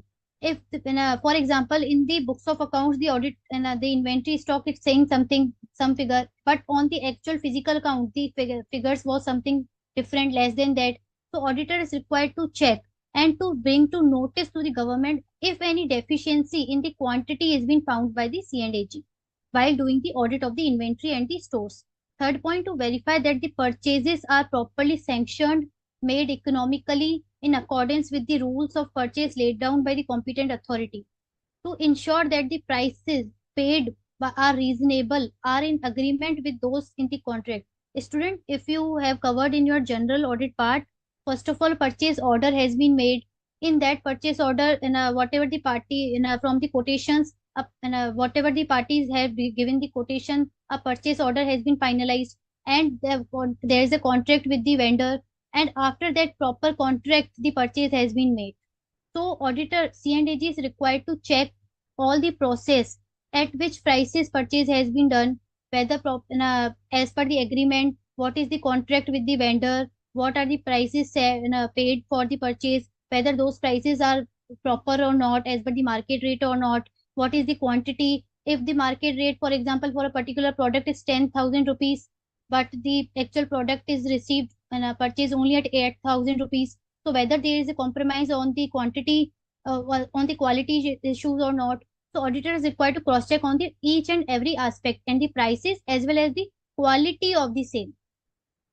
If the purchase has been made at the lower than the market price, so whether there has been compromised with the quality issues or not.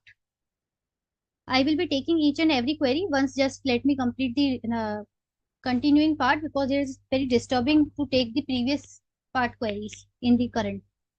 To check the accounts of the receipts, issues, and balances regarding the accuracy, correctness, and the reasonableness of the balances in the inventory with particular reference to the specified whatever the inventory has been kept in the stores. So auditor is required to check the balances regarding same whether this is correct as per the norms or not.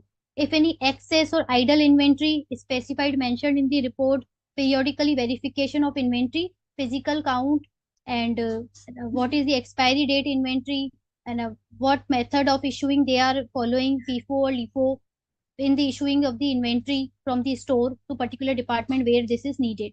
So all these methods auditor is required to check with respect to stores and inventories. Clear students? Clear students till now? Parth, what point you didn't get from the duties and powers?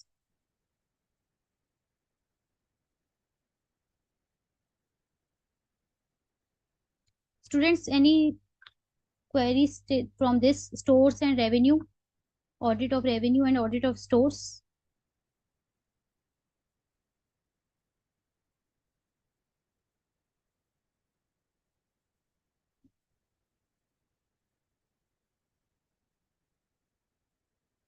Can you please ask Parth query what particular point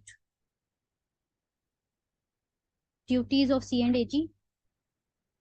Now we are moving to next, that is the audit of commercial account. In case the government is indulged in the business, so what the accounts government is required to prepare for the same and how the C&AG will perform the audit on that particular accounts. So public enterprises are required to maintain the commercial accounts. These are generally classified under three categories: departmental enterprises, statutory bodies, corporations, and the government companies. Departmental enterprise, if the government is engaged in the business, like in the commercial of trading operations, subject the same of law and financials and other regulations as the other government department and agencies. If the government is indulged in the trading of particular thing. So this will be covered under the departmental enterprise. And statutory body, for example, if any entity is incorporated under statute, like LIC is different, ICAI has a different act. So these are the statutory bodies and corporations created under a specific statute. So these are mostly financed by the government in the form of loan and grant, etc. So how the audit will be done? And the third is the government company, in which the government has a substantial interest. So these are called the government companies. So what will be about the audit? Departmental concerns is undertaking the same manner as the department of government where the commercial accounts are kept. Statutory bodies like LIC, ICI depends upon the nature and type of the statutes governing in the body and corporations. And what about the government company? I hope you have covered in your law section. An audit of government, C&AG is appointing the auditor for the audit of government company, and that particular auditor will submit a copy of report to C&AG. So the government company is conducted by their own auditor under the statute appointed by the C&AG 139 subsection 5 and 7. In addition to C&AG conduct a supplementary audit and supplementary test audit. We will be covering in next slide of the accounts, as well as periodically financial audit and appraisal of the performance.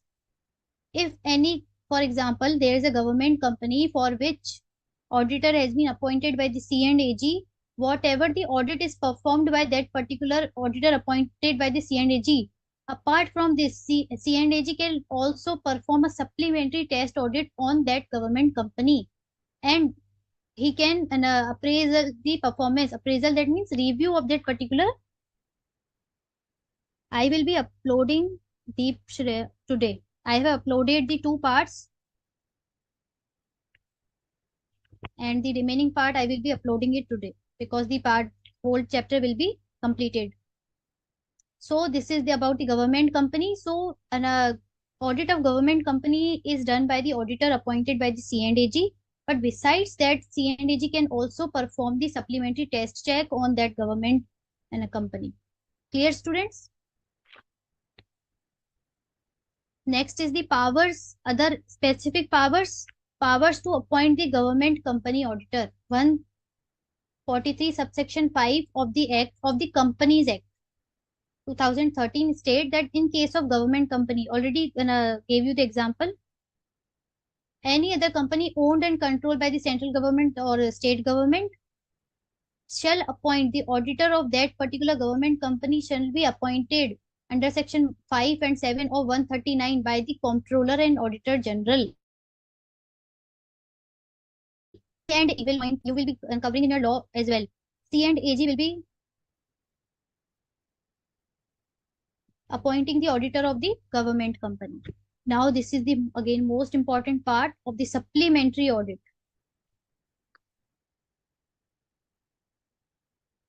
Yes, whatever the funds are there in the consolidated fund of India or particular state by loans or tax revenue or whatever the grant, whatever the income has been done,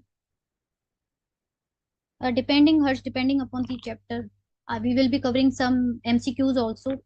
Yes, Parth Rana is asking some questions. Sir, I will be taking, I think, after the class, because this is very lengthy question. So I will be covering. No problem, but I will answer his question because he is asking so many times. Okay. His question is on whether the company audit, chapter 10. Company audit is not in new syllabus. Parth Rana, it is not covered in new syllabus. You can go to the syllabus part and check.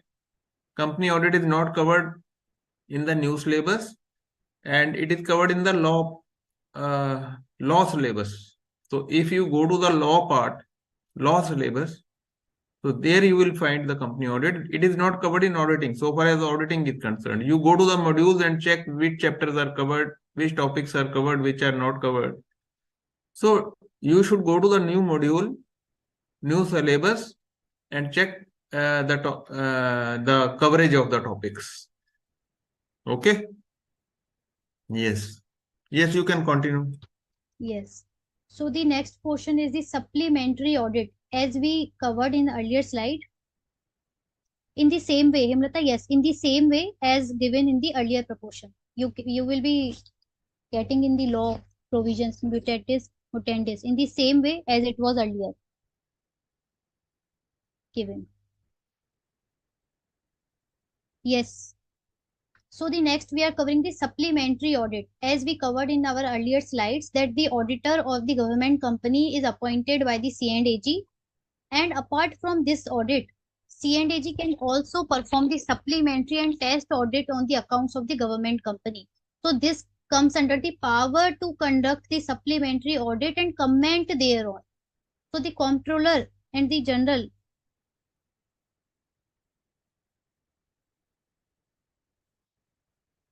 within 60 days, students, you can be asked true, false, or the MCQ portion as well.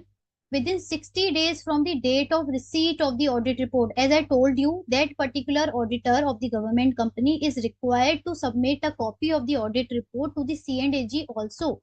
So on the receipt, when the C&AG receive the audit from that auditor of the government company, he can do the supplementary audit of that government company within the 60 days from the date of receipt of the audit report. Clear, students? Conduct a supplementary audit of the financial statements of the company by such person. Very, very important. Students, keep in note. Supplementary an audit can be done by the such person who has done the normal audit, original audit. or the person he may authorize, he may means C&AG authorize in his behalf. The supplementary audit can be done by the person who has conducted the original audit, or any other person as the C&AG authorize the same. You can get a true false also in on this.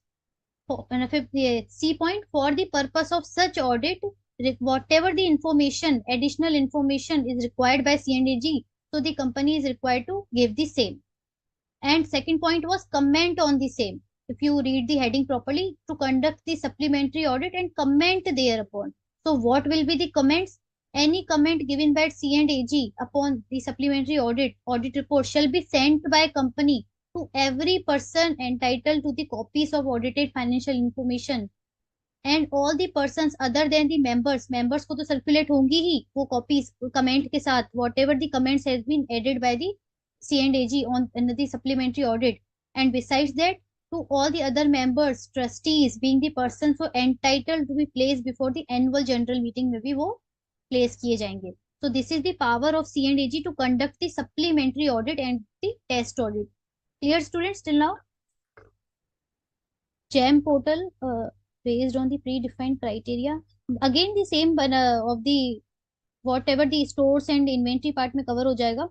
So what will be the rate, whether the those were properly as per quotations or not, which vendor is being selected, on which criteria these are selected, whether the quality has been compromised or not, whether whichever portal they are using. And Abhishek, GEM portal or through other any tender process on the website by publishing the tender for a particular project, whatever the criteria, so the rules and regulations will be same. Is there any compromise with the quality? What is the purchasing list, and how the stores have been conducted and are placed, how they are being issued to particular department.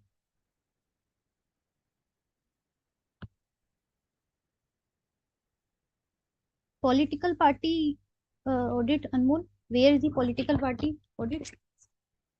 So this was the supplementary and the test. What is the provision for the test audit? And there is another power for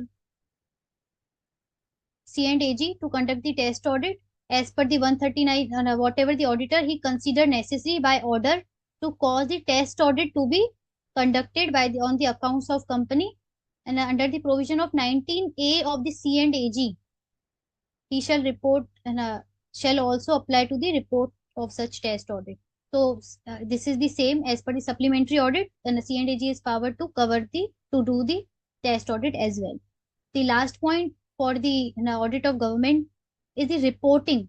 We have done the revenue part, the expenditure part, how the expenditure were as per rules, as per sanctioning authority, out of the provision, propriety or proprietary expenditure, performance audit. Besides that, the audit of the receipts, stores and the inventories, and the departmental and the other statutory audits. And the last part will be the what will be the reporting procedure after the proper audit. The all audit has been done. Now what about the reporting? The effectiveness of the audit depend upon the reporting results to the proper authority. These are the keywords. Proper authority कोई reporting होनी चाहिए, so that appropriate action may be taken. As we, if you remember, we covered the auditor is required to only report what processes have been followed, whether the expenses were required, whether there was effective check for the receipts, how the purchasing have been done, how their stores have been kept in the store. So all these, whatever the notes, whatever the conclusion after doing the audit, so auditors required to report to appropriate authority so that any action may be taken to rectify the irregularities, impropriety where possible, or to prevent the reoccurrence if any mistakes have been done till now that should not be repeated in the next time. This is the main objective for this reporting part. The right, also the obligation to report to the results of the audit findings is inherent to the institution of the Auditor General, usually safeguard in the Constitution. And the Article 151 पढ़ाई था हमने. Article 151 talks about the reports, and 149 was about the duties and powers with related to accounts, and Article 150 was about the in which format the accounts will be prepared. Students, please keep in mind these small points as well. So Article 151 of the Indian Constitution enjoins that the C&AG shall report on the accounts to the, of the union and each state before the legislature. The report should not only be presented to the legislature but thereafter shall also be publicized adequately in order to create a proper climate of public opinion for taking any remedial action. Yani jo bhi, if any loophole was found by the auditor during the course of audit, so there could be a remedial action to safeguard the same. Where necessary, on the findings of the Auditor General, this may also constitute more effective safeguard in future. Whatever deficiency, loopholes, irregularities were found by the C&AG during the course of audit, whether in expenditure part, whether in receipt part, in store or purchasing part, whatever the irregularities have been find by the C&AG, that will he will show in his audit report, and if any action is needed for future, then that can be taken. Clear, students? Clear till now? So these are the questions on the government audit, and I think one more for the multi-state cooperative society. Till now we covered the audit of local authority and audit of government in detail. In any query or further, we can move to the questions, and thereafter the last topic for the today, the audit of hire purchase and leasing. Now you are required to answer. Public enterprises are required to maintain the commercial accounts, are generally classified under three categories. Audit of commercial accounts. Which of the following is not a category relating to above? The departmental enterprises, statutory bodies, and government company or the charitable trust. We covered in just 2 or 3 slides back. Commercial accounts. What is the not the category for the same? Tell me. A, B, C or D. The first is departmental, statutory bodies and corporation, government companies or the charitable trust. Yes, perfect. Who are not able to answer, they can refer this slide. This one, audit of commercial account, departmental enterprises है, statutory bodies भी है, government companies भी है. So the answers will be the charitable trust. Clear? Next, public money should not be utilized for the benefit of a particular person or a section of community for the sanctioning expenditure. These are the principles covered in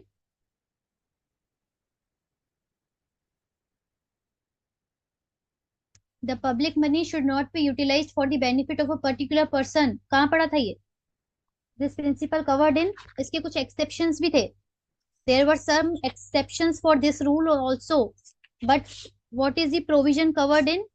Public money should not be utilized for the benefit of a particular person or section of a particular community. Second का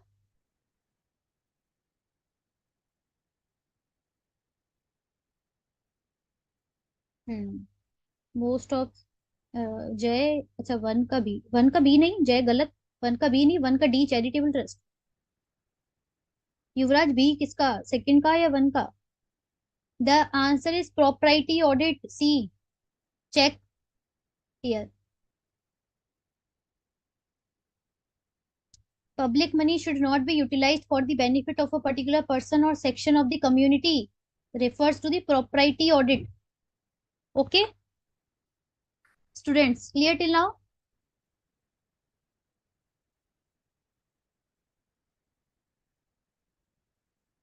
Fourth, statement 1. You are required to tell which statement is correct and which is incorrect. Article 150 of the Constitution provide that the accounts. previous का answer second number का सी था, propriety audit. Now the fourth is Article 150 of the Constitution provide that the accounts of the Union and the state shall be kept in the form as the finance minister may on the advice of the C&AG prescribe. Statement 1 is correct. Is it correct, students? And the second statement is comptroller and C&AG does not have any authority to audit the accounts of the stores and inventory kept in the office, department of union or state. दोनों में से कौन सा ए सही है, B सही है, सी सही है? दोनों ही गलत है. Why? Because the finance minister थोड़ी प्रेसिडेंट बताएगा ना.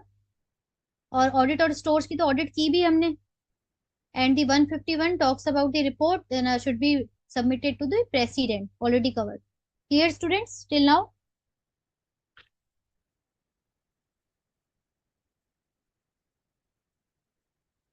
Is it clear till now?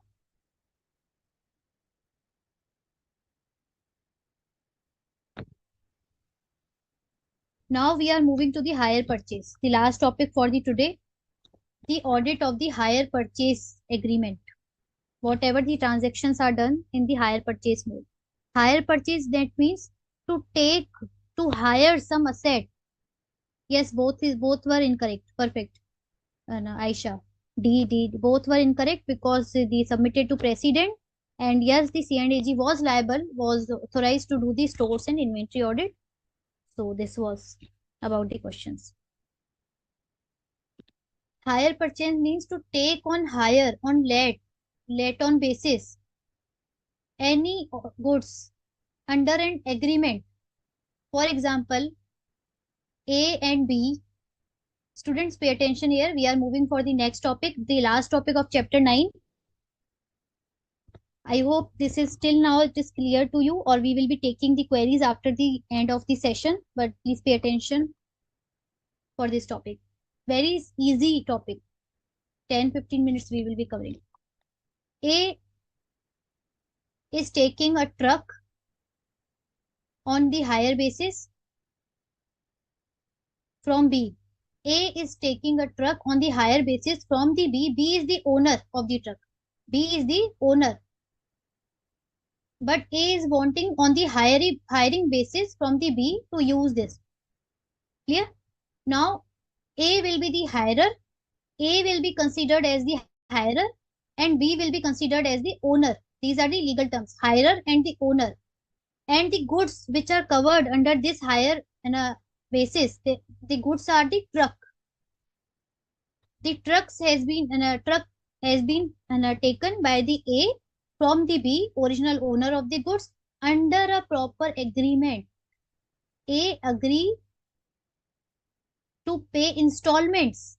Students, pay attention. A agrees to pay installments for the using of the truck to the B, and there is a proper agreement between the A and B. So what will be the keywords?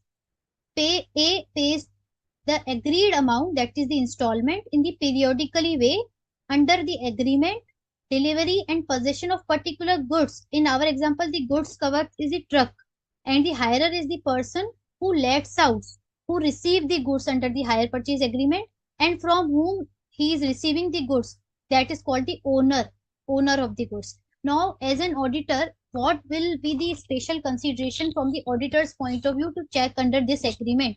So these are the keywords I have already told you. The agreement, if it's simple, we can understand. We have completed the whole chapter, so we can understand. If first the auditor will check the agreement, what was the terms and conditions, what was the amount of the installment, what was the period set for this, and which type of goods were involved under this agreements. So this can be simple. And in the technical term, if we read, so these are the audit considerations. The hire purchase agreement is in writing. The first point was the agreement portion. So agreement mein what will be the auditor check? The agreement is in writing and signed by all the parties. All the parties means the hirer and the owner. Clear? The hire purchase agreement specify the price of goods, information related to goods. As in our example, there was a truck. What was the price of goods? Cash price of goods, that is to say the price at which goods may be purchased by the hirer for cash. I will be explaining later on. The date on which the agreement deemed to commence, कब start होगा agreement, the number of installment by which the hire purchase is to be paid, the amount of each of those installment. The second criteria about the installments. First was the agreement, third was about the goods. and the number of installment, the goods to which the agreement relates is manner sufficient to identifiable hona chahiye. In our example, this was the truck. Students, clear till now? These are the general principles for the, and ensure that installment payments are being received regularly, whatever the periodicity was, quarterly, monthly. So these are received at that intervals. Now, what is the cash price? Cash price is the current value of that particular goods. And in our example, there was a truck. So auditor will cross verify what is the current price of the truck and what is the, you have already covered or you will be covering in your accounts. So I am just giving a simple equation for the same. Higher purchase price will be equal to cash price plus installment, whatever the interest portion on that installment is being given. So this is the higher purchase. So auditor is required to check what is the current price of that particular goods. Clear, students? This is all about the audit of the higher purchase. Students, let me know, is it clear or not? Or we will be moving to last, audit of lease. There is a most important catch in the higher purchase, students.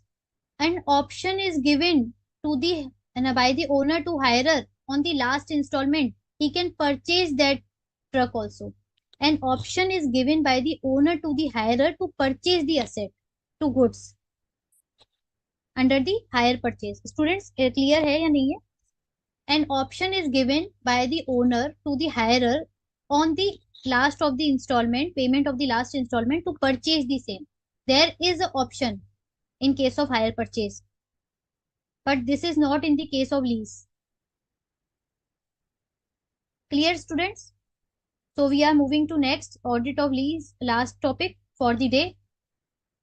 There are two types of lease. One is the operating lease and one is the finance lease. You will be covering in your accounts section or AS 19. AS 19.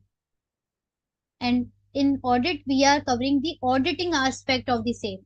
AS 19 governs the same.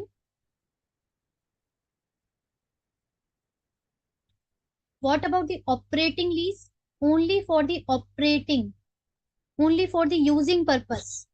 In a asset, particular asset, for example, land or any asset has been taken.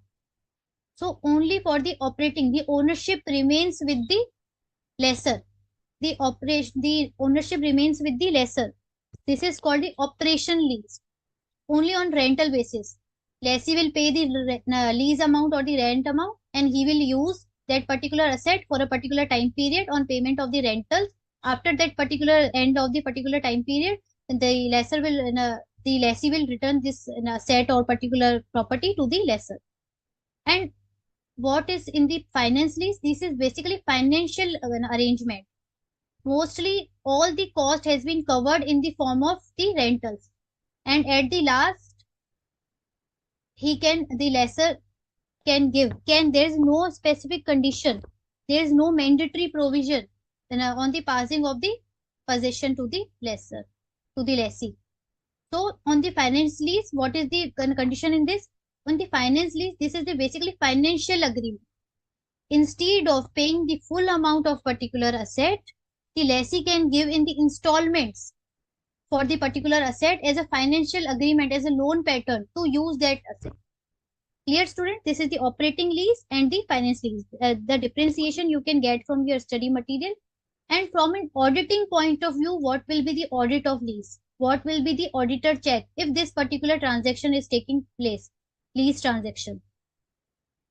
First of all, as an auditor, we will be checking the object clause, whether that particular organization entity who is giving that particular asset or property under lease arrangement, whether they are authorized to do so. And is there any object clause in the company? If you have read name clause, place clause, and the object clause, whether he is authorized to do such type of work, financial work or not, financial activities or not. The object clause of the leasing company see that the goods like capital goods, consumer durables, in respect of which the company can undertake such activities, that means leasing activities, further to ensure that whether company can undertake the financial activities or not, because the financial lease comes under the financial arrangement pattern.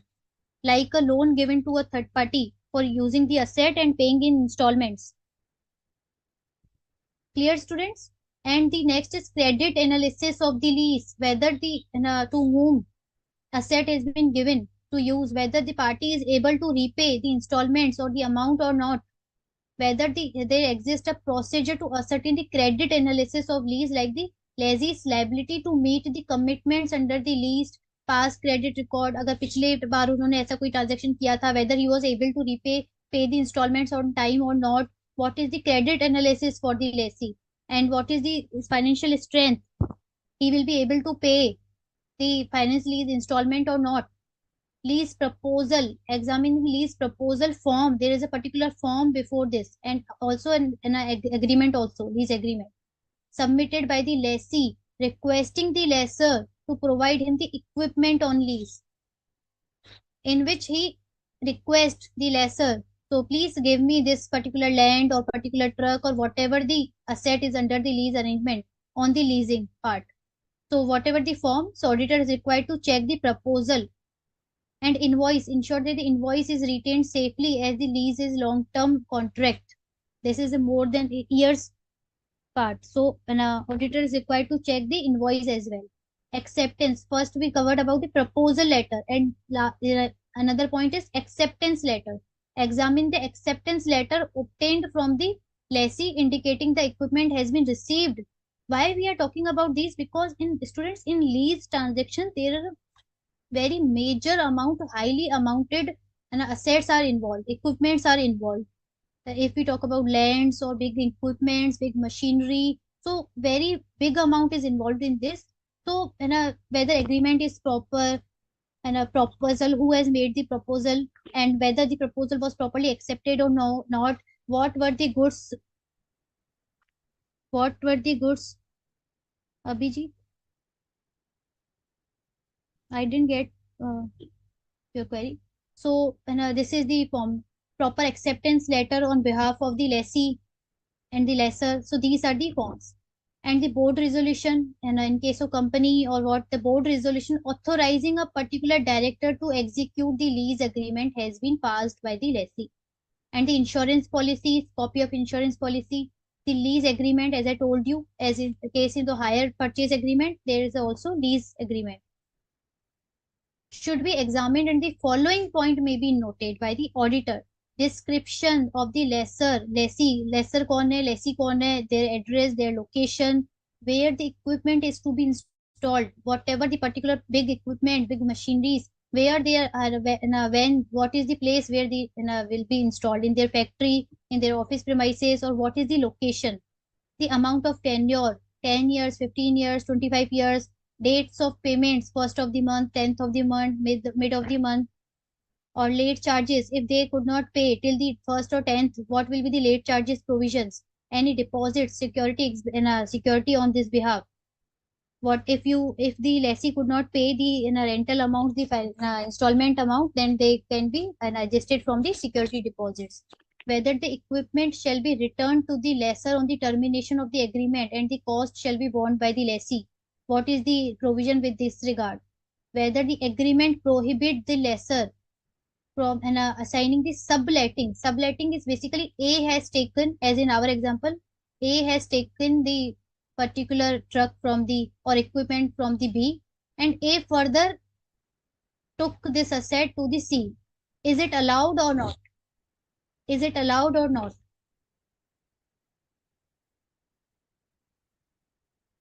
Laser जो है ना goods दे रहा है, जिसका owner है वो है laser, जो अपने गुड्स दे रहा है, एंड लेसी जो कि ले रहा है।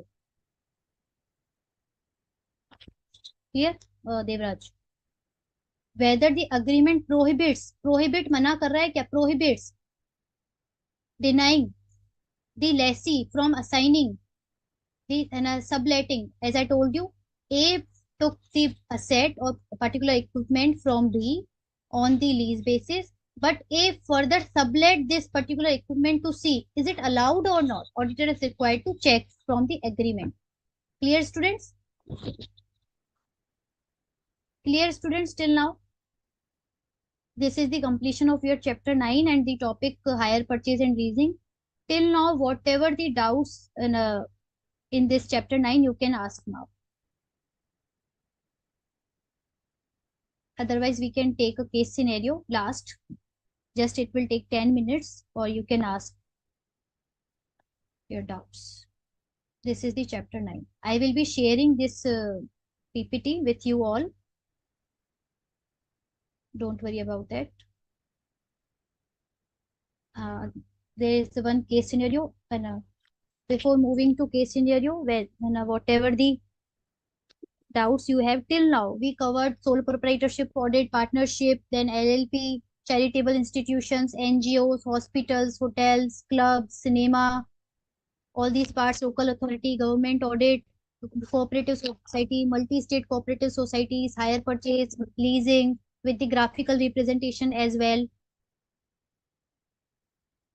I have uploaded 2 times the notes, and the final part I will be uploading it today.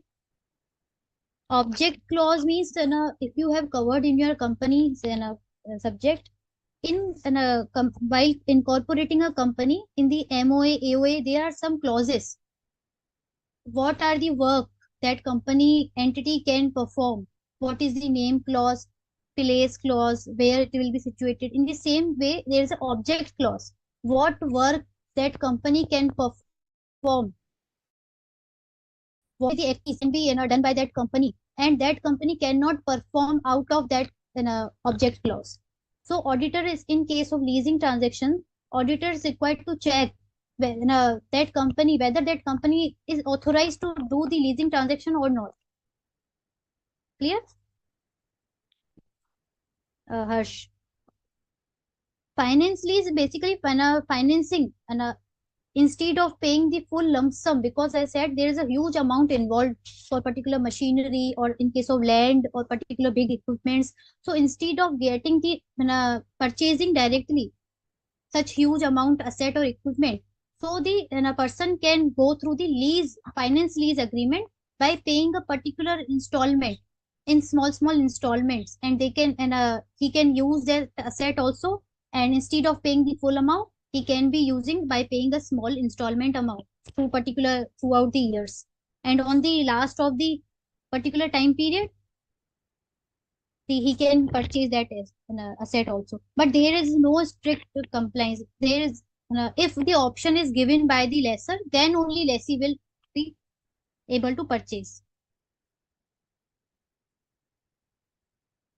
Oh, great, Abhijit. I think you haven't started your articleship. Any other doubt, or you can we can move to the case scenario. There is a merge of LLP questions, cooperative, and 4-5 questions I have incorporated here. So as per section 143(5) of Companies Act, the power to appoint the auditor of government company or any other company owned, controlled directly by central government, state government, rest with C&AG, just covered today only. The government company auditor is appointed by the C&AG. Now the question says Sigma and Associate, a practicing chartered accountant.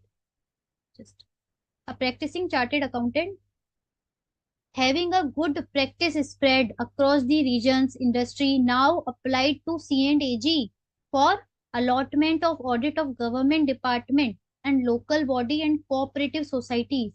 This firm, Sigma and Associate, also interested in taking the LLP audit, want to know the peculiarities, what are the features related to the LLP audits according to the LLP Rule 2009, and what was the act for the same, LLP Act 2008.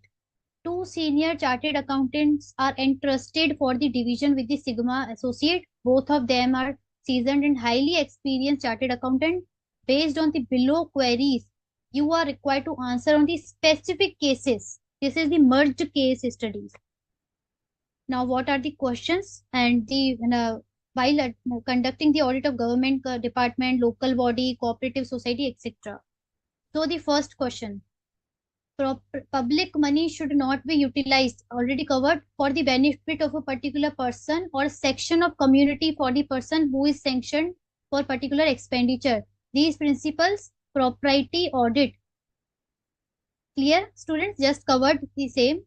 In case of cooperative society, bad debts, irrecoverable losses before being written off against the bad debts fund, reserve fund, should be certified as bad and irrecoverable by the as we covered. If there is a particular provision like in Maharashtra, there was the auditor's responsibility to to identify the bad debts, and the other case the management committee. So the auditor and the management committee when the law is silent. Clear? So the answer will be D.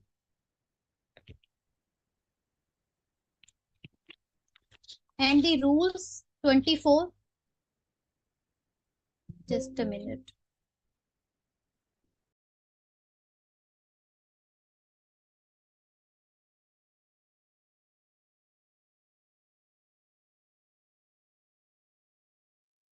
Is it visible, students? So the rule 24 of the LLP rules, statements of accounts and in a solvency shall be filed with the registrar in form 8 within 30 days from the end of the 6th month of the financial year. First ka B. No, first ka C again. Propriety audit, the public money should not be utilized for the benefit of a particular person. But there were some four exceptions. If you remember, student, there were four exceptions for the same. If the amount was insignificant, by the court of law, and for any traveling reimbursement, expenses, etc. There were some exceptions for the same. Clear? And the fourth, the LLP whose turnover does not exceed 40 lakh or whose contribution does not exceed 25A. Clear? I have incorporated this and highlighted the answer the same for your convenience. I will be sharing these PPT so that you can practice as well. Which of the following? Third ka? Yes, D, perfect. Bhumika. Which of the following matter is not required to be inquired in by the auditor of multi-state cooperative society? Loan and advances, transactions, personal expenses, and the D point was not required. You can refer your notes, your study material for the same. So this was till now. Students, any queries? In chapter number 9, we have covered the whole topic, chapter number 9. I was talking about these exceptions. Please remember this. Public money should not be utilized for the benefit of a particular person or section of community unless there are some exceptions for the same. This is called the propriety audit, but these are four are the exceptions. Clear? Any queries? Otherwise, we will end this session.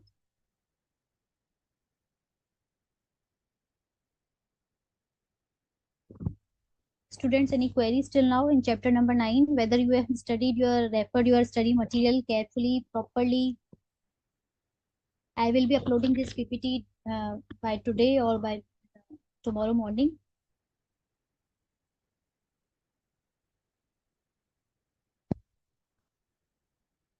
Okay.